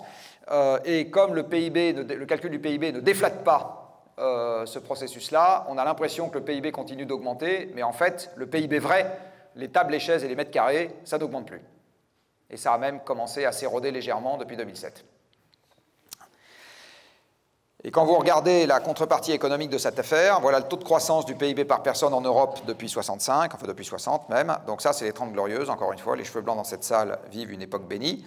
Puis les croquettes pour machines n'augmentent plus, on a les 30 piteuses. Alors le PIB par personne continue d'augmenter, mais beaucoup moins vite. C'est l'efficacité des machines qui augmente un peu, 2, la dette et l'inflation des actifs qui commencent. Et 3, vous avez après 2006, alors là, on est carrément à taux de croissance quasi nul en Europe depuis cette époque-là, mais nous sommes en Europe dans un marché qui est libre à l'intérieur des frontières européennes. Alors là, tous ceux qui ont fait un peu d'électricité dans cette salle le savent, quand vous avez des électrons qui peuvent circuler librement et que vous avez une différence de potentiel quelque part, qu'est-ce qui se passe? Vous créez un courant. Qu'est-ce qui se passe en Europe, dans une Europe où le PIB en moyenne n'augmente plus, avec des grosses différences de revenus entre l'Est et l'Ouest, et où les gens et les capitaux peuvent circuler librement? Ça se rééquilibre. Donc les industriels de l'Ouest mettent leurs usines à l'Est, et les travailleurs de l'Est passent à l'Ouest. Et alors à ce moment, vous demandez aux Grands-Bretons s'ils sont contents, et les Grands-Bretons vous disent non. Mais c'est que les premiers de la série. L'Europe telle qu'elle est construite aujourd'hui, avec la libre circulation des personnes et des marchandises, à l'intérieur d'une zone où on ne peut pas mettre de force de frottement alors qu'il y a de moins en moins d'argent, c'est évident que les tensions vont augmenter. Alors je ne suis pas en train de vous dire que je souhaite le retour des guerres sur le sol européen. Mais en attendant, on est en train de mettre en route une tectonique des plaques qui, à l'évidence, va finir par provoquer des craquements. C'est absolument évident. D'accord ? Il va se passer des choses, ça va être violent dans l'attelage européen de manière croissante avec le temps qui passe. Alors pourquoi est-ce que je vous parle du pétrole, tant et plus? Parce que, je le disais, dans toutes les croquettes pour machines dont on dispose, c'est celles-là qui sont le plus limitantes. Vous avez ici deux courbes qui sont non pas une preuve, mais la traduction logique, ou la conséquence logique de ce que je vous ai raconté juste avant sur le facteur 1 à 200 entre la puissance des hommes et la puissance des machines. La courbe en rouge vous donne la variation de la quantité de pétrole qui sort des puits sur Terre. Alors vous voyez, avant les chocs pétroliers, cette quantité de pétrole augmente très très rapidement, 8% par an. C'était juste pas tenable, c'est pour ça qu'on a eu les chocs pétroliers. C'était juste pas tenable, d'accord ? Physiquement, ça ne pouvait pas durer. Et puis, au moment des chocs pétroliers, vous avez une correction extrêmement violente de ce taux de croissance, qui passe même en négatif pendant un certain nombre d'années. Et en bleu, vous avez la variation du PIB par personne. Ce que vous voyez, c'est que depuis les chocs pétroliers, c'est-à-dire que depuis qu'on a gratté tout ce qu'on pouvait gratter sur l'efficacité des machines qui consomment le pétrole, eh bien, la quantité de pétrole dont on dispose, j'ai bien la quantité, est l'élément directeur de l'économie mondiale. La variation du PIB par personne reflète très exactement la variation de la quantité de pétrole qui sort des puits. Très exactement. Donc là, vous avez le meilleur indicateur avancé de la variation du PIB dans le monde. Regardez la variation de la quantité de pétrole disponible et vous aurez la variation du PIB mondial. Comment évolue le pétrole en ce moment? Eh bien, voilà la quantité de pétrole qui sort des puits depuis 1973. Donc là, vous voyez le ralentissement du haut choc pétrolier. Et ce que vous voyez, c'est que de 2005 à 2010, ça n'augmente plus. C'est ça qui a déclenché la crise des subprimes. Mais ce que vous voyez, c'est que depuis quelques années, ça n'augmente plus non plus. Et qu'est-ce qui est en train de se passer en ce moment? Malgré la création monétaire absolument massive que nous avons, le PIB ne repart pas. On voit apparaître des taux négatifs. Les placements de l'argent deviennent un peu partout inférieurs à l'inflation. Enfin, on est en train de voir des trucs très bizarres apparaître dans l'économie. En fait, ce n'est pas bizarre si vous regardez ça. C'est juste une manière parmi d'autres qu'a l'économie de réagir à un monde dans lequel la croissance physique est en train de disparaître. Dans un monde où il n'y a pas de croissance, on ne peut pas rembourser des dettes avec des taux d'intérêt positifs. Sauf en faisant une pyramide de Ponzi, c'est-à-dire en réempruntant pour rembourser le principal plus les intérêts, et donc en augmentant perpétuellement la dette. Donc si on a de la dette perpétuelle, ça marche bien. Si à un moment quelconque, on est obligé de rembourser la dette avec des revenus réels, par exemple les crédits immobiliers, parce que les particuliers ont un peu de mal à créer de la monnaie, à ce moment, vous allez avoir soit du défaut, soit des taux réels qui vont devenir négatifs. Ou de l'inflation. Mais tout ça participe de la même chose. Et ce pétrole qui mondialement n'augmente plus, pourtant, il bénéficie d'un apport absolument majeur des pétroles non conventionnels. Ici, vous avez l'évolution de la production aux États-Unis. Vous voyez qu'ils ont dépassé leur pic historique de 70 grâce au shale oil que vous voyez là, ce qui nécessite de fracturer la roche. Et en ce qui concerne le Canada, vous voyez que c'est grâce au sable bitumineux que ça augmente. Alors maintenant, on va se tourner un peu vers le bassin méditerranéen. Vous avez ici un voisin qui s'appelle l'Algérie. Regardez la production de pétrole de l'Algérie. Vous voyez, elle augmente, elle augmente, elle augmente. Sa consommation de pétrole augmente aussi. Tous les pays qui démarrent l'histoire de la production de pétrole en étant producteurs, en général, subventionnent leur carburant. Je serais très étonné que ce ne soit pas le cas en Algérie. Je n'ai pas été regardé, mais à mon avis, le carburant ne vaut pas cher. En tout cas, en Égypte, je suis sûr que c'est le cas. Et puis, vous voyez, depuis la fin des années 2000, la production de pétrole est en baisse. L'Algérie a passé son pic de production. Alors, l'Algérie a passé son pic de production, mais l'Algérie est une économie de rente dans laquelle vous avez besoin des exportations de pétrole pour payer les importations de nourriture parce que la population n'est pas autosuffisante en ce qui concerne la nourriture. Alors pour le moment, ils ont de quoi, mais la production de pétrole baisse, la population augmente. Viendra évidemment un moment où ils n'auront plus de quoi. C'est absolument évident. Qu'est-ce qui se passe dans un pays dans lequel les gens n'ont plus de quoi gagner, de quoi manger? Ils deviennent fous. L'histoire nous l'a montré 1 milliard de fois. Quand les gens n'ont plus de quoi manger, ils deviennent fous. Je vais vous montrer après le printemps arabe, qui est très exactement une conséquence de ce truc-là. Ici, vous avez l'Égypte, qui a été aussi pendant longtemps un producteur de pétrole significatif, qui a passé son pic il y a maintenant une bonne trentaine d'années, pardon. Mais par contre, qui n'a pas ralenti sa consommation de pétrole pour autant. Alors l'Égypte, maintenant, ils sont devenus importateurs de pétrole, mais dans un pays qui subventionne ses carburants. Alors ça, c'est monstrueux, parce que ça veut dire que quand il y a un choc pétrolier, vous vous retrouvez avec une dépense budgétaire absolument monstrueuse. Et par ailleurs, quand vous avez un choc pétrolier, c'est ce que je vous montrerai après, vous avez également une inflation alimentaire, des importations alimentaires, parce qu'il se trouve que sur les marchés financiers mondiaux, depuis 1974, s'il y a des Belges émigrés dans la salle, eh bien, le prix des céréales et le prix des denrées alimentaires sont totalement asservis, ils sont totalement indexés sur le prix du pétrole. Donc, quand le prix du pétrole augmente, le prix de la nourriture augmente pour tous les pays qui doivent importer leur nourriture. Donc là, c'est le double effet qui se coule pour l'Égypte. Si le prix du pétrole augmente, leurs importations de pétrole leur coûtent un bras, et la consommation n'est pas tempérée dans le pays puisque c'est subventionné, et leurs importations de nourriture leur coûtent un bras également. Et vous allez voir que c'est très exactement ce qui s'est passé en 2011. Si je regarde l'Afrique dans son ensemble, puisque le cahier des charges, c'était de regarder un tout petit peu plus au sud que les pays de la rive sud, eh bien vous voyez que l'Afrique, pour le moment, elle a une production de pétrole qui est supérieure à sa consommation, mais sa consommation augmente régulièrement, alors que sa production est passée par un pic en 2009. Et c'est un pic définitif, hein, ça ne reviendra pas à ce niveau-là. Donc l'Afrique, prise dans son ensemble, va aussi avoir un sujet là-dessus, plein d'autres sujets. On va maintenant passer au climat. Alors le climat, vous savez que Paris a accueilli en 2015 la COP 21, grâce à laquelle M. Fabius s'est transformé en commissaire-priseur d'un soir et a adjugé l'accord de Paris qui est censé nous sortir du caca climatique, pensons-nous généralement. Ce que vous allez voir, c'est que ce n'est pas aussi simple que ça. Vous avez ici un graphique qui vous représente depuis 1 siècle et demi les émissions humaines de gaz à effet de serre. Alors, gaz à effet de serre, qu'est-ce que c'est que ça? Gaz à effet de serre, c'est en physique quelque chose de très simple. C'est un gaz qui a la propriété d'intercepter les infrarouges terrestres. Vous savez que votre corps émet des infrarouges. Vous en avez probablement déjà entendu parler. Ces infrarouges, votre œil n'est pas capable de le voir. Donc, si vous êtes dans la nuit très sombre ou dans une pièce très sombre et qu'il y a quelqu'un qui se déplace et vous aussi, et que vous n'entendez pas ce qui se passe, vous pouvez lui rentrer dedans parce que vous ne voyez pas le corps avec vos yeux. Mais si vous avez un œil artificiel qui s'appelle une caméra infrarouge, vous arrivez à voir le corps. Parce que notre corps rayonne cette longueur d'onde particulière qui s'appelle les infrarouges. La surface de la Terre, qui est à une température pas très éloignée de celle de notre corps, hein, la surface de la Terre se balade un peu au-dessus de 0 degré, alors très au-dessus l'été, vous l'avez vu l'été dernier, pas très au-dessus l'hiver, mais globalement on n'est pas très loin en température. Donc la surface de la Terre rayonne aussi de l'infrarouge, tout simplement parce qu'elle est chauffée par le Soleil, et du coup ça lui permet d'être à une température où elle rayonne de l'infrarouge. Un gaz à effet de serre, présent dans l'atmosphère depuis des milliards d'années, est tout simplement un gaz qui absorbe ces infrarouges terrestres. Il est opaque aux infrarouges terrestres. Ces gaz à effet de serre sont connus depuis le milieu du 19e siècle. Donc l'effet de serre est connu depuis le début du 19e siècle. C'est Fourier qui a mis ça au point, enfin qui a découvert ça. Et les principaux gaz à effet de serre, que sont la vapeur d'eau et le dioxyde de carbone, sont connus depuis le milieu du 19e siècle. Donc tout ça relève de science qui est très ancienne, très bien et très solidement étayée.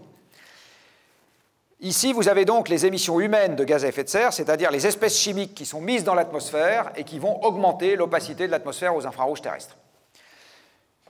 Le premier gaz à effet de serre que nous mettons dans l'atmosphère et pour lequel nous augmentons la quantité qu'il y en a, c'est le CO2. Et là, vous avez le CO2 qui provient de la combustion du charbon. Le charbon, c'est plein de carbone, puisque c'est de la vie ancienne, hein, c'est un fossile de vie ancienne, donc c'est plein de carbone, puisque les êtres vivants sont pleins de carbone.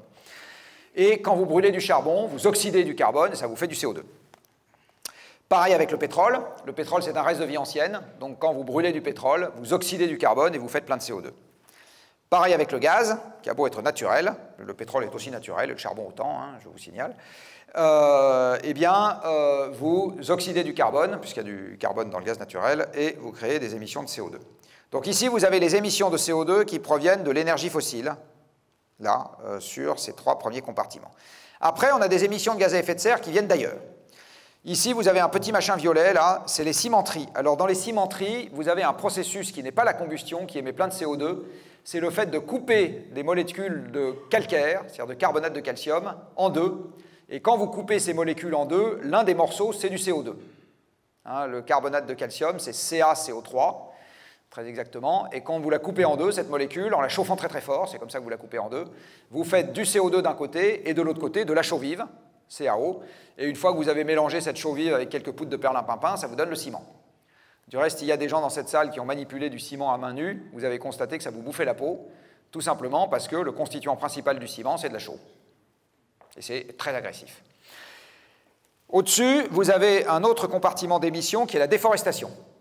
Alors la déforestation sur Terre, c'est essentiellement un processus d'abatis-brûlis pour dégager des nouvelles surfaces agricoles, et c'est essentiellement piloté par la croissance démographique et l'augmentation de la part carnée dans la ration alimentaire. Parce que ces deux processus demandent qu'on ait plus de surfaces agricoles, et ces surfaces agricoles, on ne peut pas les prendre sur l'océan, un peu compliqué, on ne peut pas les prendre sur les déserts, c'est un peu compliqué, on ne peut pas les prendre sur la calotte antarctique, c'est un peu compliqué, donc le seul endroit où on peut prendre de nouvelles surfaces agricoles, c'est là où il y a des forêts.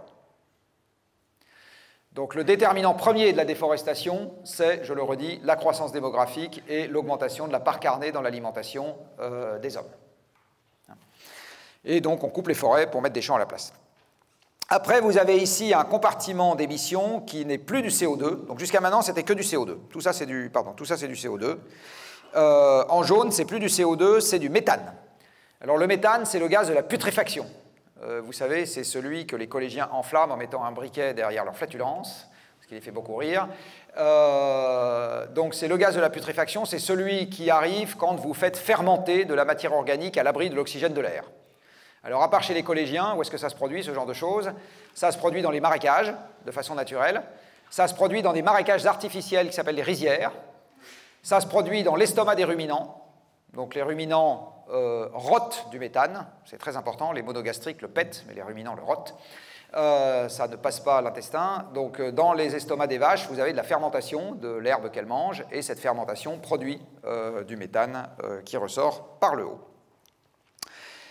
Et enfin, au-dessus, vous avez d'autres gaz à effet de serre, des gaz qui sont utilisés comme fluide réfrigérant, et puis le protoxyde d'azote, qui est un sous-produit de l'épandage des engrais, essentiellement. Alors, à nouveau, vous voyez que ces émissions, pour le moment, croissent et embellissent depuis 1 siècle et demi, et il y a deux processus dont on parle aujourd'hui comme étant des choses qui vont dans le bon sens, qui ont démarré il y a une vingtaine d'années, qui sont d'une part l'augmentation des renouvelables et d'autre part la dématérialisation de l'économie. En fait, vous ne les voyez pas non plus sur cette courbe. D'accord ? Donc ça existe dans les discours, pour le moment ça n'existe pas dans la réalité. Alors je vais redire un truc à cette occasion que j'adore dire, donc heureusement que je n'ai pas eu le journaliste de Var Matin au téléphone. Il n'y a pas le moindre lien entre la pagination dans le journal et l'importance réelle des choses dans le monde. Je vous le répète une deuxième fois ou non, c'est bon? Il n'y a pas le moindre lien. C'est pas, il y a un petit lien, il n'y a pas le moindre lien. D'accord ? Donc ne croyez pas qu'un sujet dont le journal parle souvent est un sujet structurant pour l'évolution de ce qui se passe dans le monde. J'en reviens à la sextape de M. Benjamin Griveaux. Le journal en a beaucoup parlé. Je ne crois pas que ça va fondamentalement changer la manière dont le monde va se comporter. Donc vous avez, j'insiste vraiment là-dessus, et il y a des tas de trucs qui sont essentiels pour la structuration du monde. Je vous ai parlé tout à l'heure du pic de production du pétrole conventionnel dans le monde en 2008. Qui a vu un papier dans le journal là-dessus? Bon, donc on lit le même journal et il ne parle pas des trucs importants. D'accord ? J'insiste, hein, vraiment, c'est très important d'avoir ça en tête. Donc, pour le moment, ça n'existe que dans le journal que l'économie se soit dématérialisée, et ça n'existe que dans le journal que l'ajout de capacité ENR ait permis de diminuer les émissions de gaz à effet de serre. Ça n'existe que dans le journal. Ne regardez pas comme ça n'existe pas dans la vraie vie. Voilà, c'est comme ça. Une bonne partie donc de ces émissions viennent de l'énergie, mais j'en ai déjà parlé, donc j'en reparle pas. Le dioxyde de carbone, alors c'est là qu'on va commencer à s'intéresser à la stratégie de long terme de nos amis militaires. Le dioxyde de carbone est, comme chacun sait, un oxyde, puisque le dictionnaire est bien fait, et si c'est un dioxyde, il est 2 fois oxyde, du reste, donc oxyde. Les oxydes ont la particularité, sur Terre, d'être des espèces chimiques éternelles. Dit autrement, un oxyde, si vous ne lui donnez pas de l'énergie pour qu'il se réduise, pour qu'il se débarrasse de son oxygène, il est éternel. Par exemple, depuis qu'il y a de l'oxygène dans l'atmosphère terrestre, il n'y en avait pas au début, hein, il a fallu attendre l'apparition de la vie pour qu'il y ait de l'oxygène dans l'atmosphère terrestre. Mais depuis qu'il y a de l'oxygène dans l'atmosphère terrestre, l'oxygène atmosphérique a oxydé tout le fer qui se trouvait sur Terre. Et aujourd'hui, quand vous trouvez du fer, c'est de l'oxyde de fer. Et cet oxyde de fer, il est là sous forme d'oxyde de fer depuis des centaines de millions d'années. Des centaines de millions d'années. C'est parfaitement stable. D'accord ? Eh bien, le dioxyde de carbone, c'est exactement pareil. Une fois qu'on l'a mis dans l'atmosphère, il n'a pas de processus chimique d'épuration de l'atmosphère. Donc, tant qu'il est dans l'atmosphère, notre CO2, il est éternel. Tant qu'il est dans l'atmosphère, il est éternel. Pour qu'il sorte de l'atmosphère, il faut qu'il se retrouve au contact de la surface planétaire, où là, il y a 2 processus qui peuvent l'en retirer. Le premier processus est un processus de dissolution de l'océan. C'est un équilibrage de pression partielle. C'est-à-dire que s'il y a plus de CO2 dans l'atmosphère que dans l'océan, le CO2 atmosphérique dit au CO2 océanique, pousse-toi un peu de là, fais-moi de la place, et crac, il y a une partie du CO2 atmosphérique qui rentre dans l'océan par effet de pression, j'ai envie de dire. Hein. Évidemment, c'est un processus qui s'arrête quand les 2 compartiments sont équilibrés. Et pire, si un jour vous retirez du CO2 de l'atmosphère, à ce moment, il y a une partie du CO2 océanique qui se dit « Ah bah tiens, il y a plus de place là au-dessus », et crac, il ressort. Mais tout ça est un processus de contact. Ça se passe au contact de l'océan. Et ce n'est pas un processus chimique. Et au passage, ce CO2 qui rentre dans l'océan acidifie l'océan. Je vous en parlerai après. Le deuxième processus de contact, c'est la photosynthèse. C'est la reprise du CO2 par l'action des plantes avec un apport énergétique qui est la lumière du soleil. Vous avez besoin d'un photon, c'est-à-dire d'un grain de lumière, d'un grain d'énergie amené par le soleil, et à ce moment, la plante prend le CO2 d'un côté, le grain d'énergie de l'autre. Avec le grain d'énergie, tel un petit marteau, elle casse le CO2, elle nous rend l'oxygène, ce qu'on trouve plutôt sympa, et elle se garde le carbone qu'elle va utiliser avec de l'eau pour faire des sucres et des molécules plus élaborées d'hydrate de carbone. Donc voilà ce qui se passe. Et ça, c'est au contact des plantes. Donc vous n'avez que 2 processus, et c'est des processus de contact. La conséquence du fait que le CO2 est chimiquement éternel tant qu'il est dans l'atmosphère, c'est qu'après arrêt des émissions, j'insiste, après arrêt des émissions, 40% du surplus de CO2 que nous aurons créé sera toujours au-dessus de nos têtes au bout d'un siècle. 20% de ce surplus sera toujours au-dessus de nos têtes au bout de 1000 ans, enfin pas au-dessus de nous, on sera mort depuis longtemps, et 10% de ce surplus sera encore au-dessus des têtes de qui vivra à ce moment-là dans 10 000 ans. À cause de cette caractéristique intrinsèque, chimique du CO2, il faut comprendre qu'il n'existe pas de bouton reset en ce qui concerne le changement climatique.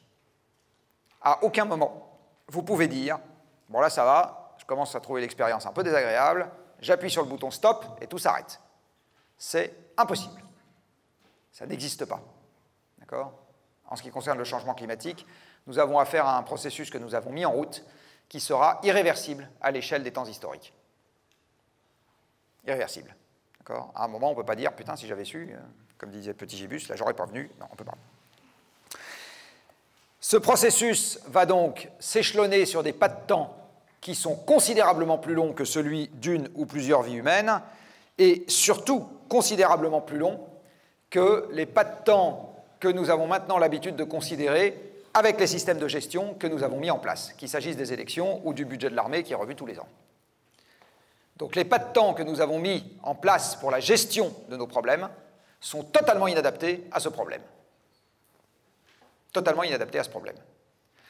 Ce qui n'est pas une bonne nouvelle, parce que ça veut dire que si on ne fait pas un gros effort sur nous-mêmes pour accepter des sacrifices de manière volontaire, au moment où la régulation involontaire du problème aura lieu, parce qu'elle aura lieu de toute façon sur une planète finie, il n'est pas complètement exclu que ça balaye la démocratie au passage. Là aussi, les militaires dans cette salle sont bien placés pour le savoir, la démocratie n'est ni un truc éternel, ni un truc répandu partout. Donc ce n'est pas du tout exclu que ça soit tout à fait transitoire aussi qu'on ait le droit d'aller voter au municipal ou au présidentiel. À cause de cette très très longue durée de résidence du CO2 dans l'atmosphère, eh ben, ma foi, vous avez ici la traduction de nos émissions croissantes, c'est que la concentration est également croissante. Donc la concentration, c'est la quantité de CO2 que vous avez dans l'atmosphère. Ici, c'est gradué en millionième. Un millionième, c'est 1 millilitre par mètre cube. D'accord ? Donc là, vous avez la quantité de CO2 dans l'atmosphère depuis 1962. C'est un hasard, hein, c'est pas parce que je suis narcissique, il se trouve que c'est l'année de ma naissance, mais quand j'ai trouvé cette série, c'est là qu'elle démarrait. Donc vous avez des millilitres par mètre cube depuis cette époque-là, et vous voyez que ça a gagné 100 millilitres par mètre cube depuis que je suis né. Alors vous pouvez aussi mettre sur cette courbe l'apparition de l'IT, la dématérialisation, etc. Moi, je peux vous mettre autre chose, je peux vous mettre les négociations climat. Donc ici, vous avez la COP 1 qui est un grand succès puisqu'on vient de ratifier la Convention climat. Ici, vous avez Kyoto qui est un grand succès puisqu'on a pris des objectifs de réduction. Ici, vous avez Copenhague qui est un gros échec puisqu'il paraît-il que c'était un gros échec. Et là, vous avez Paris qui est un grand succès. Je reviens à ce que je vous disais sur les médias.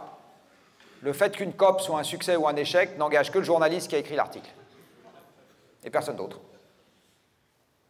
Pour le moment, c'est surtout des choses qui n'ont aucun effet.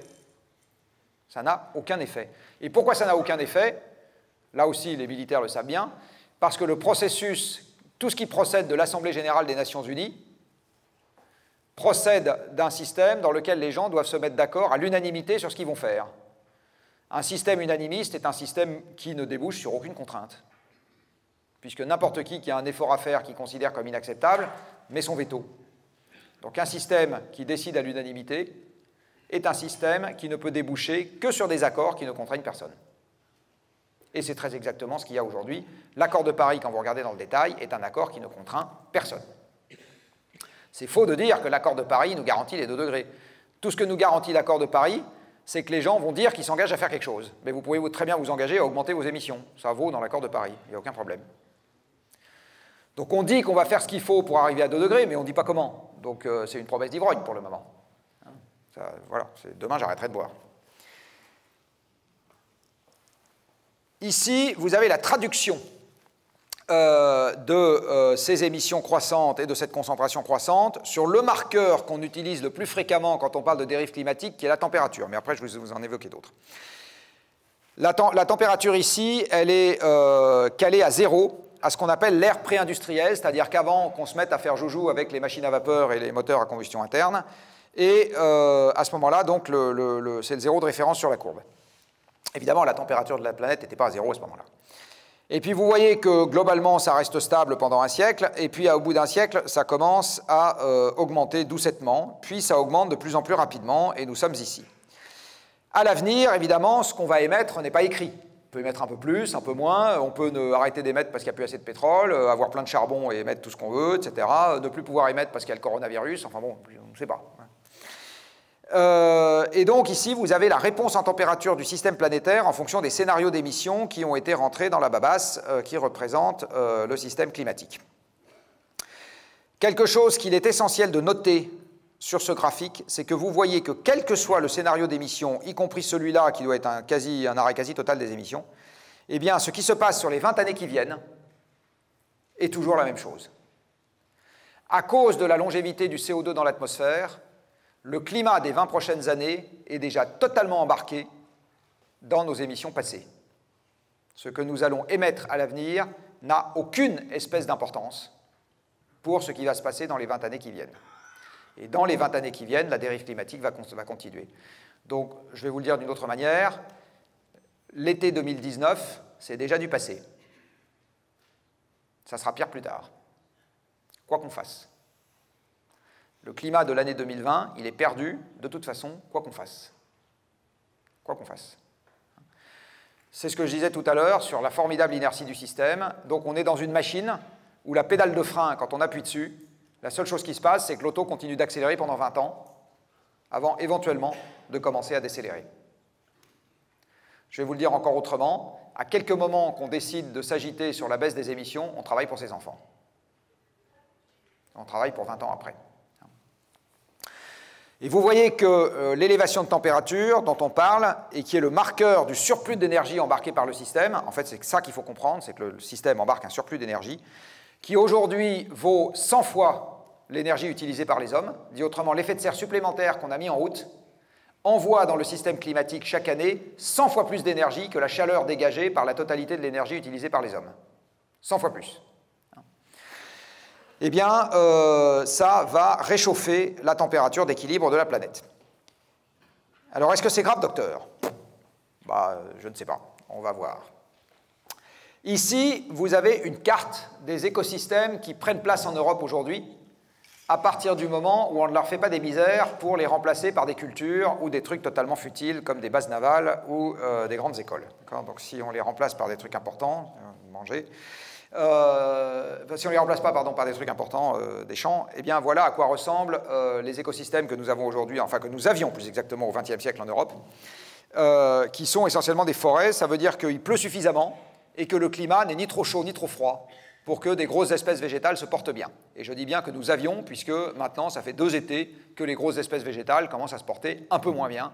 Pour ceux d'entre vous dans la salle qui suivent un peu l'actualité forestière, vous avez dû voir qu'en ce moment, ça rigolait pas trop, et malheureusement, à l'avenir, ça rigolera de moins en moins. Voilà l'Europe il y a 20 000 ans. L'Europe, il y a 20 000 ans, est au cœur de la dernière ère glaciaire. Au Quaternaire, c'est-à-dire sur les 3 derniers millions d'années, le climat a naturellement varié parce que le climat varie sur Terre depuis qu'il existe une atmosphère. Le climat varie sur Terre, sous l'effet des facteurs géologiques qui sont changeants. Dans les facteurs géologiques qui sont changeants, vous en avez un qui est changeant au cours du Quaternaire, qui est les paramètres astronomiques de la Terre. C'est-à-dire la Terre est plus ou moins inclinée sur le plan de l'orbite, etc. Et cette modification des paramètres astronomiques vient du fait que la Terre et le Soleil, ça n'est pas un paisible mariage à 2, c'est un tumultueux mariage à 10, avec la Terre qui est notamment très attirée par Jupiter et Saturne. Un petit faible pour Jupiter et Saturne.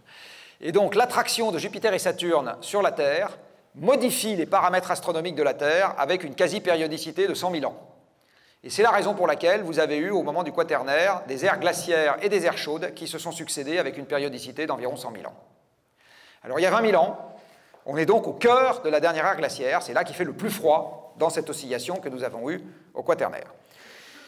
Alors la première chose que vous voyez à l'évidence sur l'Europe de l'époque, c'est que, je ne sais pas si aujourd'hui nous avons des programmes de coopération militaire avec les Suédois, mais à l'époque, le Gripen n'était pas un problème, la concurrence de Saab n'était pas un problème, et ils fabriquent des sous-marins aussi, je crois, les Suédois, c'est cochon. Hein, bon.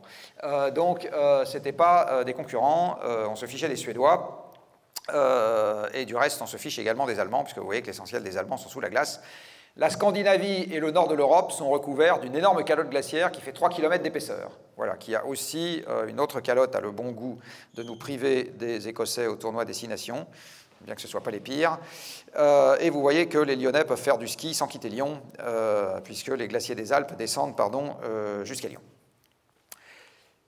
Le Canada est également sous la glace. À cette époque-là, le Canada est recouvert de 3 km de glace, tout même pareil que la Scandinavie. Pour faire ces très très gros glaçons, c'est comme dans votre congélateur, il faut prendre de l'eau. Le glaçon n'apparaît pas spontanément dans le congélateur, il faut mettre de l'eau dans le bac à glaçons.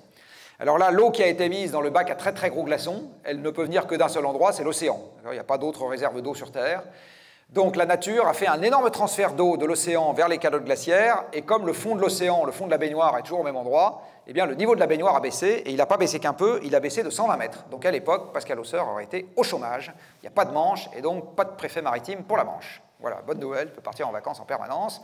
Et il n'y a pas de problème de croisement des navires, vous voyez, à côté d'Ouessant, tout ça n'existe pas. Il y a quelques fiscalistes qui sont également au chômage. Vous voyez que comme il n'y a pas la Manche, il n'y a pas les îles anglo-normandes, donc il n'y a pas de paradis fiscaux. Et enfin, les juristes qui s'occupent du Brexit sont aussi au chômage, puisque vous avez la continuité territoriale entre la France et la Grande-Bretagne, donc il n'y a pas de Brexit. Donc la géographie européenne a un tout petit peu changé à cette époque-là. Le climat étant beaucoup plus froid, il y a moins d'évaporation et il est beaucoup plus sec. Et dans ce climat beaucoup plus froid et beaucoup plus sec, vous avez en Europe des steppes qui ressemblent à ce que vous avez aujourd'hui au nord de la Sibérie. Et donc, à cette époque-là, la totalité de la population française, c'est les effectifs de l'armée d'aujourd'hui, à peu de choses près. Voilà. 100 000 personnes. C'est ça que vous avez aujourd'hui sur la totalité du territoire, donc il y a un peu moins de conscrits du coup à cette époque.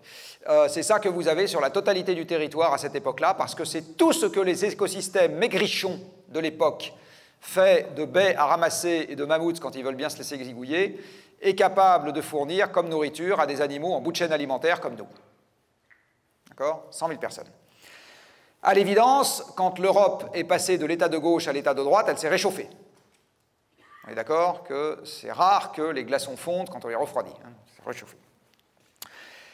Ça s'est inscrit dans le cadre d'un réchauffement planétaire. C'est-à-dire qu'à cette époque-là, la Terre, dans son ensemble, s'est réchauffée aussi.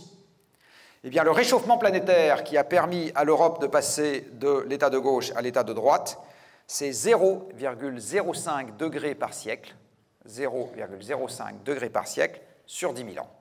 Au total, 5 degrés. Donc là, vous avez le résultat d'une expérience que Mère Nature met gracieusement à notre disposition pour pas un rond, comme tout ce que Mère Nature met à notre disposition, où on peut constater ce que donne un réchauffement climatique de quelques degrés, 5 degrés en l'occurrence, 4-5 degrés, en l'espace de 10 000 ans. Alors maintenant, très bonne nouvelle pour les militaires dans cette salle, quelques degrés de réchauffement en un siècle, ça sera la guerre partout. Donc vous allez avoir du boulot. Ça va être une déstabilisation des conditions installées qui va aller à une vitesse telle que les sociétés sédentaires, au surplus, en stress énergétique sur une partie du siècle, seront totalement incapables de gérer dans la joie et la bonne humeur. Alors je vais un peu détailler maintenant, mais c'est absolument évident que ça va être un facteur de déstabilisation absolument massif des sociétés installées. Alors je commence avec quelques conséquences. Ici, vous avez, avec un réchauffement de 4 degrés par rapport à l'ère pré-industrielle, le nombre de jours par an où les conditions extérieures ne seront pas tenables pour un individu. Pas tenable, ça veut dire qu'il fait trop chaud et trop humide pour que vous puissiez transpirer pour vous refroidir. Et donc vous mourrez d'hyperthermie. Donc vous voyez que toute la bande équatoriale, c'est là qu'il fait chaud et humide, il y a un risque que, alors évidemment, les gens qui sont là, ils ne vont pas être contents d'être là, donc ils vont avoir envie d'aller ailleurs. Et en général, quand les mouvements de foule arrivent, c'est jamais des migrations qui font le tour de la Terre. Hein, ce n'est pas 200 millions d'Indonésiens qui vont tout d'un coup aller s'installer aux États-Unis. Non, ils vont commencer par aller essayer d'aller chez les voisins, qui eux-mêmes ne seront pas très bien. Bon, voilà. Ici, vous avez l'évolution des précipitations dans un monde qui s'est réchauffé de 2 degrés. Alors, une des choses qu'il faut savoir, c'est qu'aujourd'hui, vous avez une grande circulation atmosphérique qui part de l'équateur et qui va jusque vers les tropiques, qu'on appelle les cellules de Hadley, qui, grosso modo, se décrit de la manière suivante. À l'équateur, vous avez une très forte ascendance avec une très forte évaporation qui renforce encore cette ascendance. Et après, un air qui passe en altitude jusqu'au-dessus des tropiques, où là, il redescend. C'est ce qu'on appelle la zone de subsidence, en étant très sec. Et ça vous explique pourquoi, à l'équateur, il n'arrête pas de flotter. Et ça vous explique pourquoi, aux tropiques, vous avez une zone sèche. Donc, typiquement, les zones de désert sont aux alentours des tropiques. Dans un climat qui se réchauffe, cette zone de subsidence va avoir tendance à se décaler un peu vers les pôles. Se décaler vers les pôles, ça veut dire typiquement que les zones tropicales, la marge des zones tropicales qui est située vers les pôles, va avoir tendance à hériter d'un climat un peu plus tropical. Et ça va notamment déclencher un assèchement des zones, de la marge des zones tropicales qui se situent un peu plus vers les pôles. Le bassin méditerranéen, vous le voyez dans cette simulation, est aux avant-postes des zones qui s'assèchent. Si la zone s'assèche et que par ailleurs la température s'élève et que l'évaporation augmente, l'humidité des sols baisse de manière significative et à partir du moment où l'humidité des sols baisse de manière significative, les rendements agricoles décroissent. Il est envisagé dans le cadre d'un climat qui se réchauffe que d'une manière générale, les rendements agricoles décroissent. Alors vous avez aujourd'hui déjà les rendements des écosystèmes qui décroissent. Très bonne nouvelle, depuis l'an 2000, la photosynthèse des forêts est en train de décroître.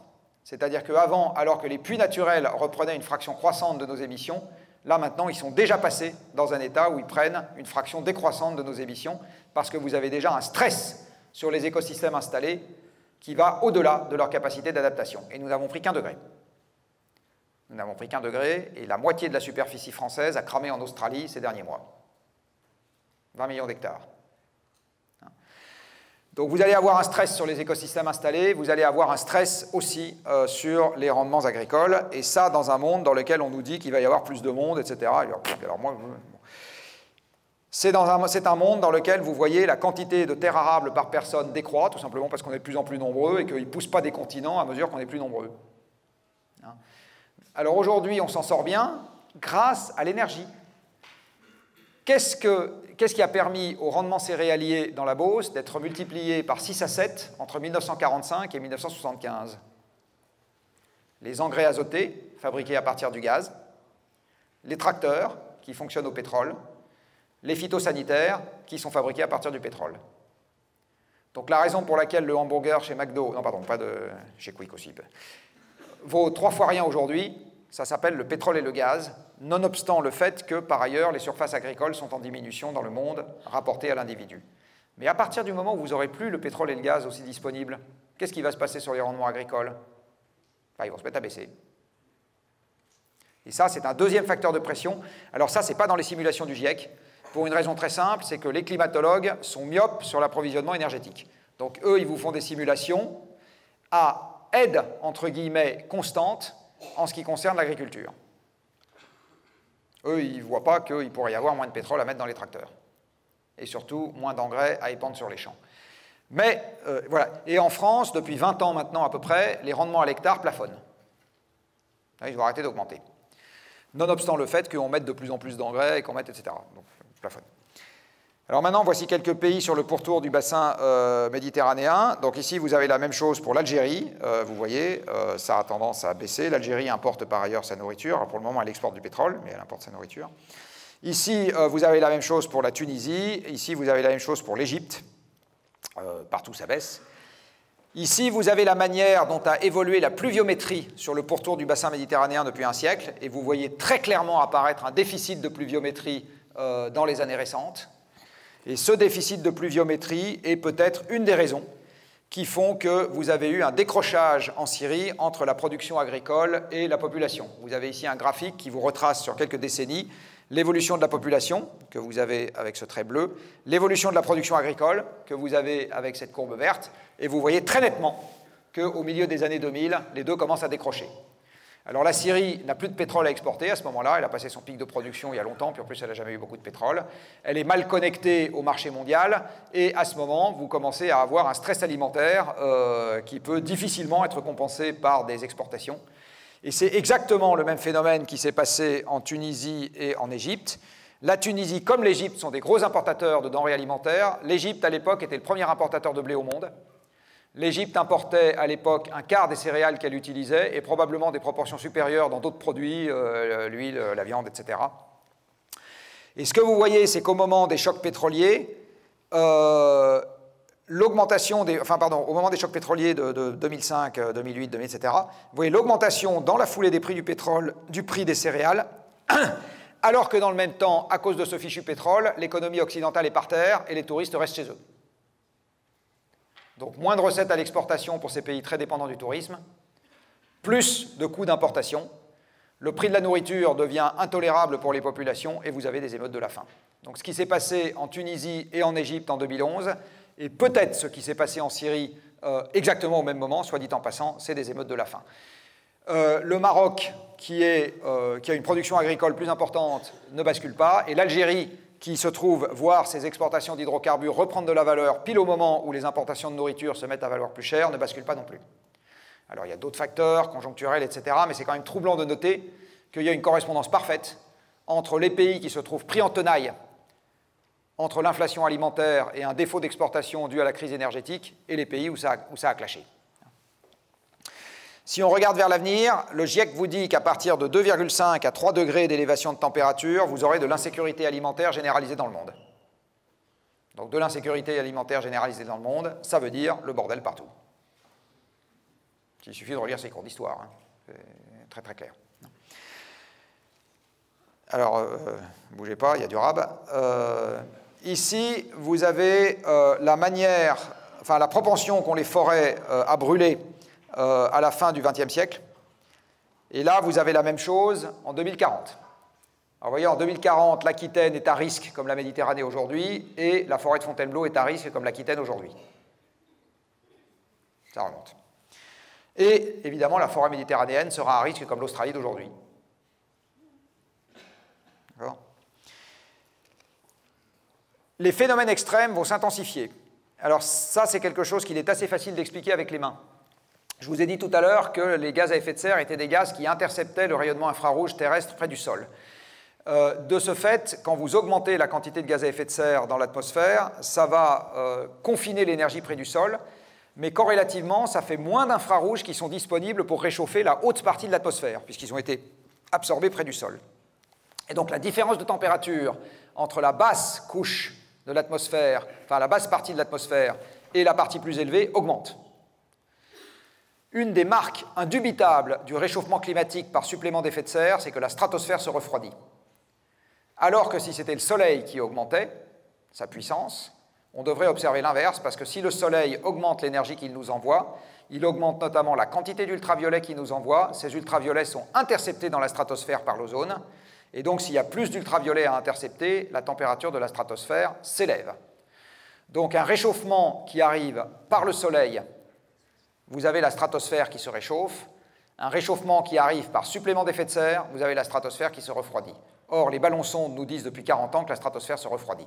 Donc ça, c'est une des marques qui permet de dire qu'il n'y a pas le moindre doute sur le fait que ce qui est en train de se passer en ce moment vient des hommes. Il n'y a juste pas de débat, d'accord ? Ça ne peut pas être le Soleil. Donc quand la température de la stratosphère se refroidit et que la température de la basse couche de l'atmosphère augmente, ça veut dire que la différence de température entre le sol et la stratosphère augmente. Et cette différence de température, c'est celle-là qui met en route les pompes convectives qui alimentent les phénomènes extrêmes. C'est ça qui met en route les ouragans, c'est ça qui met en route les tornades et les orages. La raison pour laquelle vous avez des orages l'été, c'est parce que l'été, la température de la stratosphère est à peu près la même, par contre la température au sol est considérablement plus élevée. Donc la différence de température entre les deux est plus importante et votre pompe convective, elle est plus puissante. Hein ? Les orages d'hiver sont quand même assez rares. On commence à en avoir maintenant, mais ils sont quand même assez rares. Donc à cause de ce que je viens de vous expliquer avec les mains, les phénomènes extrêmes vont s'intensifier dans le monde, et du reste, ce que vous disent les modèles, c'est exactement ça, c'est que l'intensité, la fréquence, on ne sait pas, etc. Par contre, les intensités, les vents maximaux, etc. vont augmenter. Et pour ceux d'entre vous qui s'intéressent aux ouragans, vous voyez que les ouragans de catégorie 5, c'est-à-dire les plus violents, ont une fréquence qui a tendance à augmenter au cours du temps. Revenons à la mer, ou à ce qui l'a fait monter. Les calottes polaires vont contribuer plus ou moins à l'élévation du niveau de l'océan, et malheureusement peut-être plus. Le Groenland a commencé à fondre. Il y a tout un tas de processus d'amplification qui font qu'à partir de maintenant, ça ne s'arrêtera plus. Et ça va contribuer pour 3 à 6 mètres à la hausse du niveau de l'eau dans les siècles à venir. Je ne sais pas pour quel niveau de l'eau est-ce que la rade de Toulon est prévue, quelle hausse du niveau de l'eau. Donc là, le Groenland, à quelques siècles, on a le temps de faire quelques travaux. Vaut mieux les faire avant qu'après, parce que vous avez compris que dans quelques dizaines d'années ou siècles, il n'y aura plus de tractopelles. L'Antarctique de l'Ouest pourrait être victime d'une déstabilisation. Alors c'est un phénomène qui est très différent. L'Antarctique de l'Ouest est un vaste château de cartes de glaciers qui sont arc-boutés les uns sur les autres. Vous voyez, un château de cartes, c'est des cartes qui sont arc-boutées les uns sur les autres. Tout est en équilibre. Vous enlevez une carte, ça se casse la gueule. Hein. Eh bien, un château de cartes de glaciers, c'est exactement pareil. Ils sont tous en équilibre les uns contre les autres. Et l'ensemble et la base du château de cartes, l'ensemble est posé sur un socle rocheux qui est sous-marin et en déclivité. Sous-marin et en déclivité. Et la base du château de cartes, c'est ce qu'on appelle les glaciers émissaires, c'est-à-dire les glaciers dont les langues terminales flottent sur l'eau et stabilisent l'ensemble. Si vous avez la mer qui devient plus chaude, elle va vous grignoter ce qu'elle est en train de faire, les langues terminales par le bas, après quoi vous avez l'eau de mer qui peut s'infiltrer entre la langue terminale et le socle rocheux sous-marin, et puis une fois que ça a commencé, glou, glou, glou, glou, glou, glou, ça grignote. Et à ce moment, vous avez les glaciers émissaires qui se mettent à filer beaucoup plus vite vers la mer, et l'ensemble est en risque de déstabilisation. Et si cette calotte antarctique de l'Ouest, dont les recherches les plus récentes montrent qu'au dernier interglaciaire, avec une température plus élevée de 1,5 à 2 degrés par rapport à l'ère pré-industrielle, elle avait probablement disparu. Donc si cette calotte se désagrège et se transforme en iceberg, c'est plus 6 mètres pour l'océan mondial. Là aussi, avec un pas de temps qui est de l'ordre du siècle, mais les scientifiques vous disaient il y a quelques années, c'est quelques siècles, maintenant ils vous disent on ne sait pas. Voilà, on ne sait pas. Alors c'est pas une semaine, hein, mais on ne sait pas. Et quand vous regardez les indicateurs avancés sur l'évolution de cette calotte, globalement, ça ne sent pas bon, quoi. Alors ici, 6 mètres, potentiellement, 3 à 6 mètres, plus la dilatation du niveau de l'eau, enfin plus la dilatation de l'eau, je veux dire. Si on va plus vite que les 2 degrés en 2100, voilà à quoi pourrait ressembler l'Europe du Nord d'ici quelques siècles. Donc les Flamands et les Wallons, ils ont intérêt à bien s'entendre, et nous avons intérêt à inventer des bateaux qui n'ont pas besoin de port d'attache, puisque nous aurons ouvert la route déglacée à côté du Groenland pour ne plus pouvoir partir d'aucun port et ne plus pouvoir arriver dans aucun port, puisqu'ils sont tous sous l'eau. Alors c'est dans longtemps, mais le doigt sur la gâchette est aujourd'hui. Hein. C'est dans longtemps, mais le doigt sur la gâchette, c'est tout de suite. Hein. Parce que ça arrive si on franchit les 2 degrés de hausse en 2100.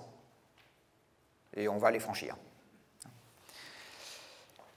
Le CO2 étant repris par l'océan, il acidifie l'océan. L'acidification de l'océan handicape la synthèse du calcaire dont ont besoin tout un tas de bestioles qui vivent dans l'océan.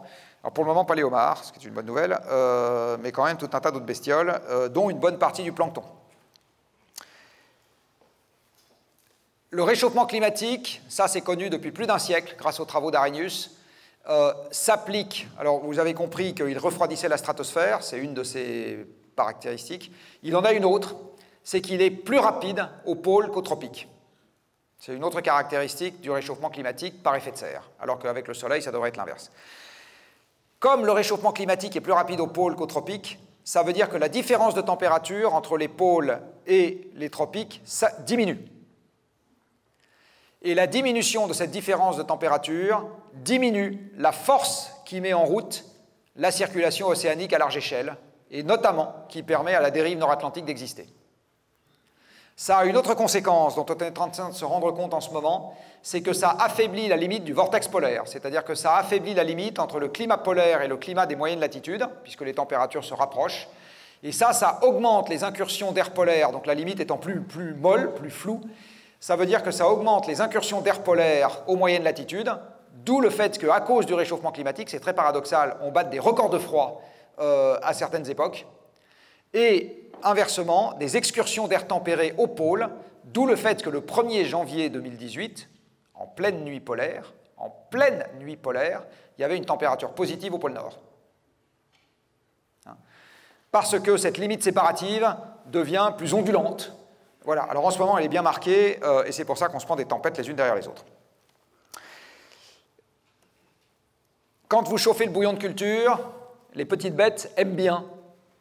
Donc je ne suis pas en train de vous dire que le coronavirus, c'est une conséquence du réchauffement climatique. Par contre, statistiquement, vous pouvez dire que le réchauffement climatique favorisera ce genre de truc. C'est un des modes de régulation du système possible, si ce n'est pas nous qui faisons ce qu'il faut pour limiter nos émissions. Hein, c'est un des modes. Il y a des stocks de carbone qui étaient fixes depuis des milliers ou des millions d'années, notamment dans le pergélisol, qui vont être remis en circulation par un début de réchauffement, ce qui va faire une amplification du réchauffement en cours. Vous avez également le dépérissement des écosystèmes, qui va avoir exactement le même genre d'effet, c'est-à-dire que quand les écosystèmes se mettent à dépérir à large échelle, du coup ça remet du carbone en circulation et ça accélère encore plus le réchauffement climatique, qui du coup exerce une pression encore plus importante sur les écosystèmes. Tout ça va évidemment avoir en bout de chaîne des tas d'effets sur les sociétés humaines, et la seule chose que vous ne pouvez pas demander à la science dans cette affaire-là, c'est de vous faire l'inventaire précis des conséquences possibles, parce que le processus ou le système que nous avons en face de nous est beaucoup trop compliqué et avec beaucoup trop de processus à effet de seuil pour qu'on puisse vous dire « Achtung, si nous faisons ça, en 2048, le 3 juillet très exactement, il pourrait se passer tel truc en Algérie. » Évidemment que non. Strictement aucun sens de raisonner comme ça. Pire, comme nous sommes en train de faire l'expérience pour la première fois dans un univers très complexe, la seule garantie que nous avons, c'est que nous aurons des surprises. C'est-à-dire, le dictionnaire étant bien fait, des trucs qu'on n'aura pas vu venir à l'avance.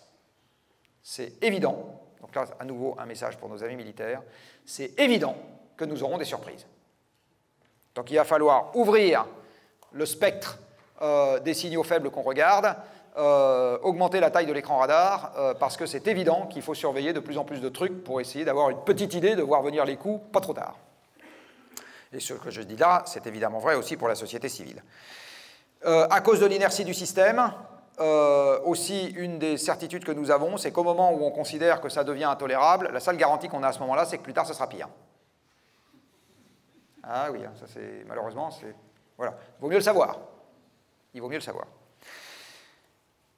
Vous avez évidemment tous entendu parler des objectifs 2 degrés dans cette salle. Vous savez, maintenant, on va limiter le réchauffement climatique à 2 degrés. Alors, ça veut dire quoi de jouer au grand jeu des 2 degrés? Vous avez ici une courbe où l'ordonnée, l'axe vertical est gradué en degrés de réchauffement depuis 1850 jusqu'en 2100. Et ici, c'est gradué en émissions cumulées de CO2. C'est la quantité totale qu'on met dans la baignoire. Alors, on va jouer au jeu entre 1850 et 2100. Donc ici, je veux regarder de combien ma température s'élève entre 1850 et 2100 en fonction de la quantité totale de CO2 que je mets dans la poubelle atmosphérique entre 1850 et 2100. On a un premier jalon sur notre jeu de loi du CO2 qui est 2018. En 2018, les hommes avaient mis au total 2250 milliards de tonnes de CO2 dans l'atmosphère. Et donc, les physiciens vous disent, ben, très bien, les amis, vous avez signé pour 1,5 degré. Donc, si demain matin, j'arrête les émissions planétaires, de toute façon, les 1,5 degrés, on les tape. De toute façon, on va les avoir. Maintenant, je peux faire l'exercice à l'envers. Je dis, je veux me limiter à 2 degrés. Et à ce moment, les physiciens vous disent, ben, très bien, aux incertitudes de modélisation près, vous êtes limité à 3000 milliards de tonnes à émettre, dont 2250 ont déjà été émises par tous les gens dans cette salle depuis leur naissance. Déjà 2250 émises. Ce qui veut dire que si on veut se limiter à 2 degrés, il faut que l'humanité n'émette pas plus de 750 milliards de tonnes d'ici à ce qu'on arrête d'utiliser des combustibles fossiles. C'est ça que ça veut dire. C'est ça que ça veut dire. Dit autrement, ça veut dire qu'un bébé, la génération des bébés qui naissent aujourd'hui, a le droit, sa vie durant, au tiers des émissions auxquelles ont eu droit ses grands ou arrière-grands-parents qui meurent aujourd'hui. La génération de ses grands-parents ou arrière-grands-parents qui meurent aujourd'hui. Voilà. Donc on ne fera pas le coup des 30 glorieuses dans un monde à 2 degrés. Ça ne marchera pas. En fait, si on veut le monde à 2 degrés, ça veut dire qu'à partir de maintenant, les émissions doivent baisser de 4% par an sur les 30 ans qui viennent, et derrière également. Alors là, je vais de nouveau faire un petit clin d'œil à nos amis militaires. Il y a 2 années dans le courant du XXe siècle où les émissions de CO2 planétaires ont baissé de 4% dans l'année. 2. Normalement, il y en a une des 2 que vous allez trouver facilement. Non, pas 39. Oui, 45. L'éradication industrielle de l'Allemagne et du Japon. D'accord? Ça fait 4% de baisse des émissions de CO2 dans l'année. Il faut faire ça tous les ans. À partir de maintenant, tous les ans, moins 4%, pour avoir une chance de tenir les 2 degrés. Et en fait, c'est une approche probabiliste. En fait, c'est même pas être sûr de les tenir, c'est avoir 2 chances sur 3 de les tenir. D'accord? C'est avoir 2 chances sur 3 de les tenir. Donc c'est un avion, vous avez une chance sur 3 de mourir à l'arrivée quand même. Hein. Je ne sais pas s'il y a beaucoup de gens qui montent dans l'avion, si vous avez une chance sur 3 de mourir à l'arrivée. Donc la conclusion de cette affaire, c'est qu'en gros, nous sommes aujourd'hui pris en tenaille entre 2 alternatives, qui est ou bien on se dit, tant que la corne d'abondance fonctionne encore à peu près qu'à 1 quart, même si vous avez compris qu'elle ne va pas fonctionner éternellement, je m'en fous, je veux mon pouvoir d'achat, mes retraites et mes produits au supermarché, advienne que pourra pour le changement climatique, et à ce moment, nous nous dirigeons gentiment vers un monde dans lequel ça sera la guerre partout. Ou bien, on dit qu'on ne veut pas ça, et à ce moment, la vitesse à laquelle il faut contraindre le système pour qu'il se réoriente, il y a aussi le mot guerre dedans, c'est de l'économie de guerre. Dit autrement, on ne peut pas laisser les gens libres de faire exactement ce qu'ils veulent dans ce monde-là, si on veut faire baisser les émissions, compte tenu du fait que les combustibles fossiles sont à la racine de tout ce qui a fait la civilisation industrielle. C'est évident qu'on ne peut pas faire baisser les émissions à la bonne vitesse en disant aux gens, vous allez pouvoir continuer à faire exactement ce que vous voulez, et juste à la prochaine élection municipale, on va demander au maire de rajouter 3 pistes cyclables. Voilà. On n'est pas du tout dans ces ordres de grandeur. Pas du tout, du tout, du tout. Donc c'est maintenant, vraiment, on choisit, quoi. mais on n'aura pas le beurre, l'argent du beurre, et ce que vous voulez de la crémière ou du crémier. On est vraiment, il faut qu'on choisisse.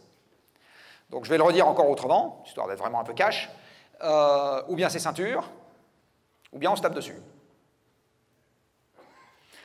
C'est très exactement le mandat qu'on a donné à la Convention climat, la D150 tirée au sort.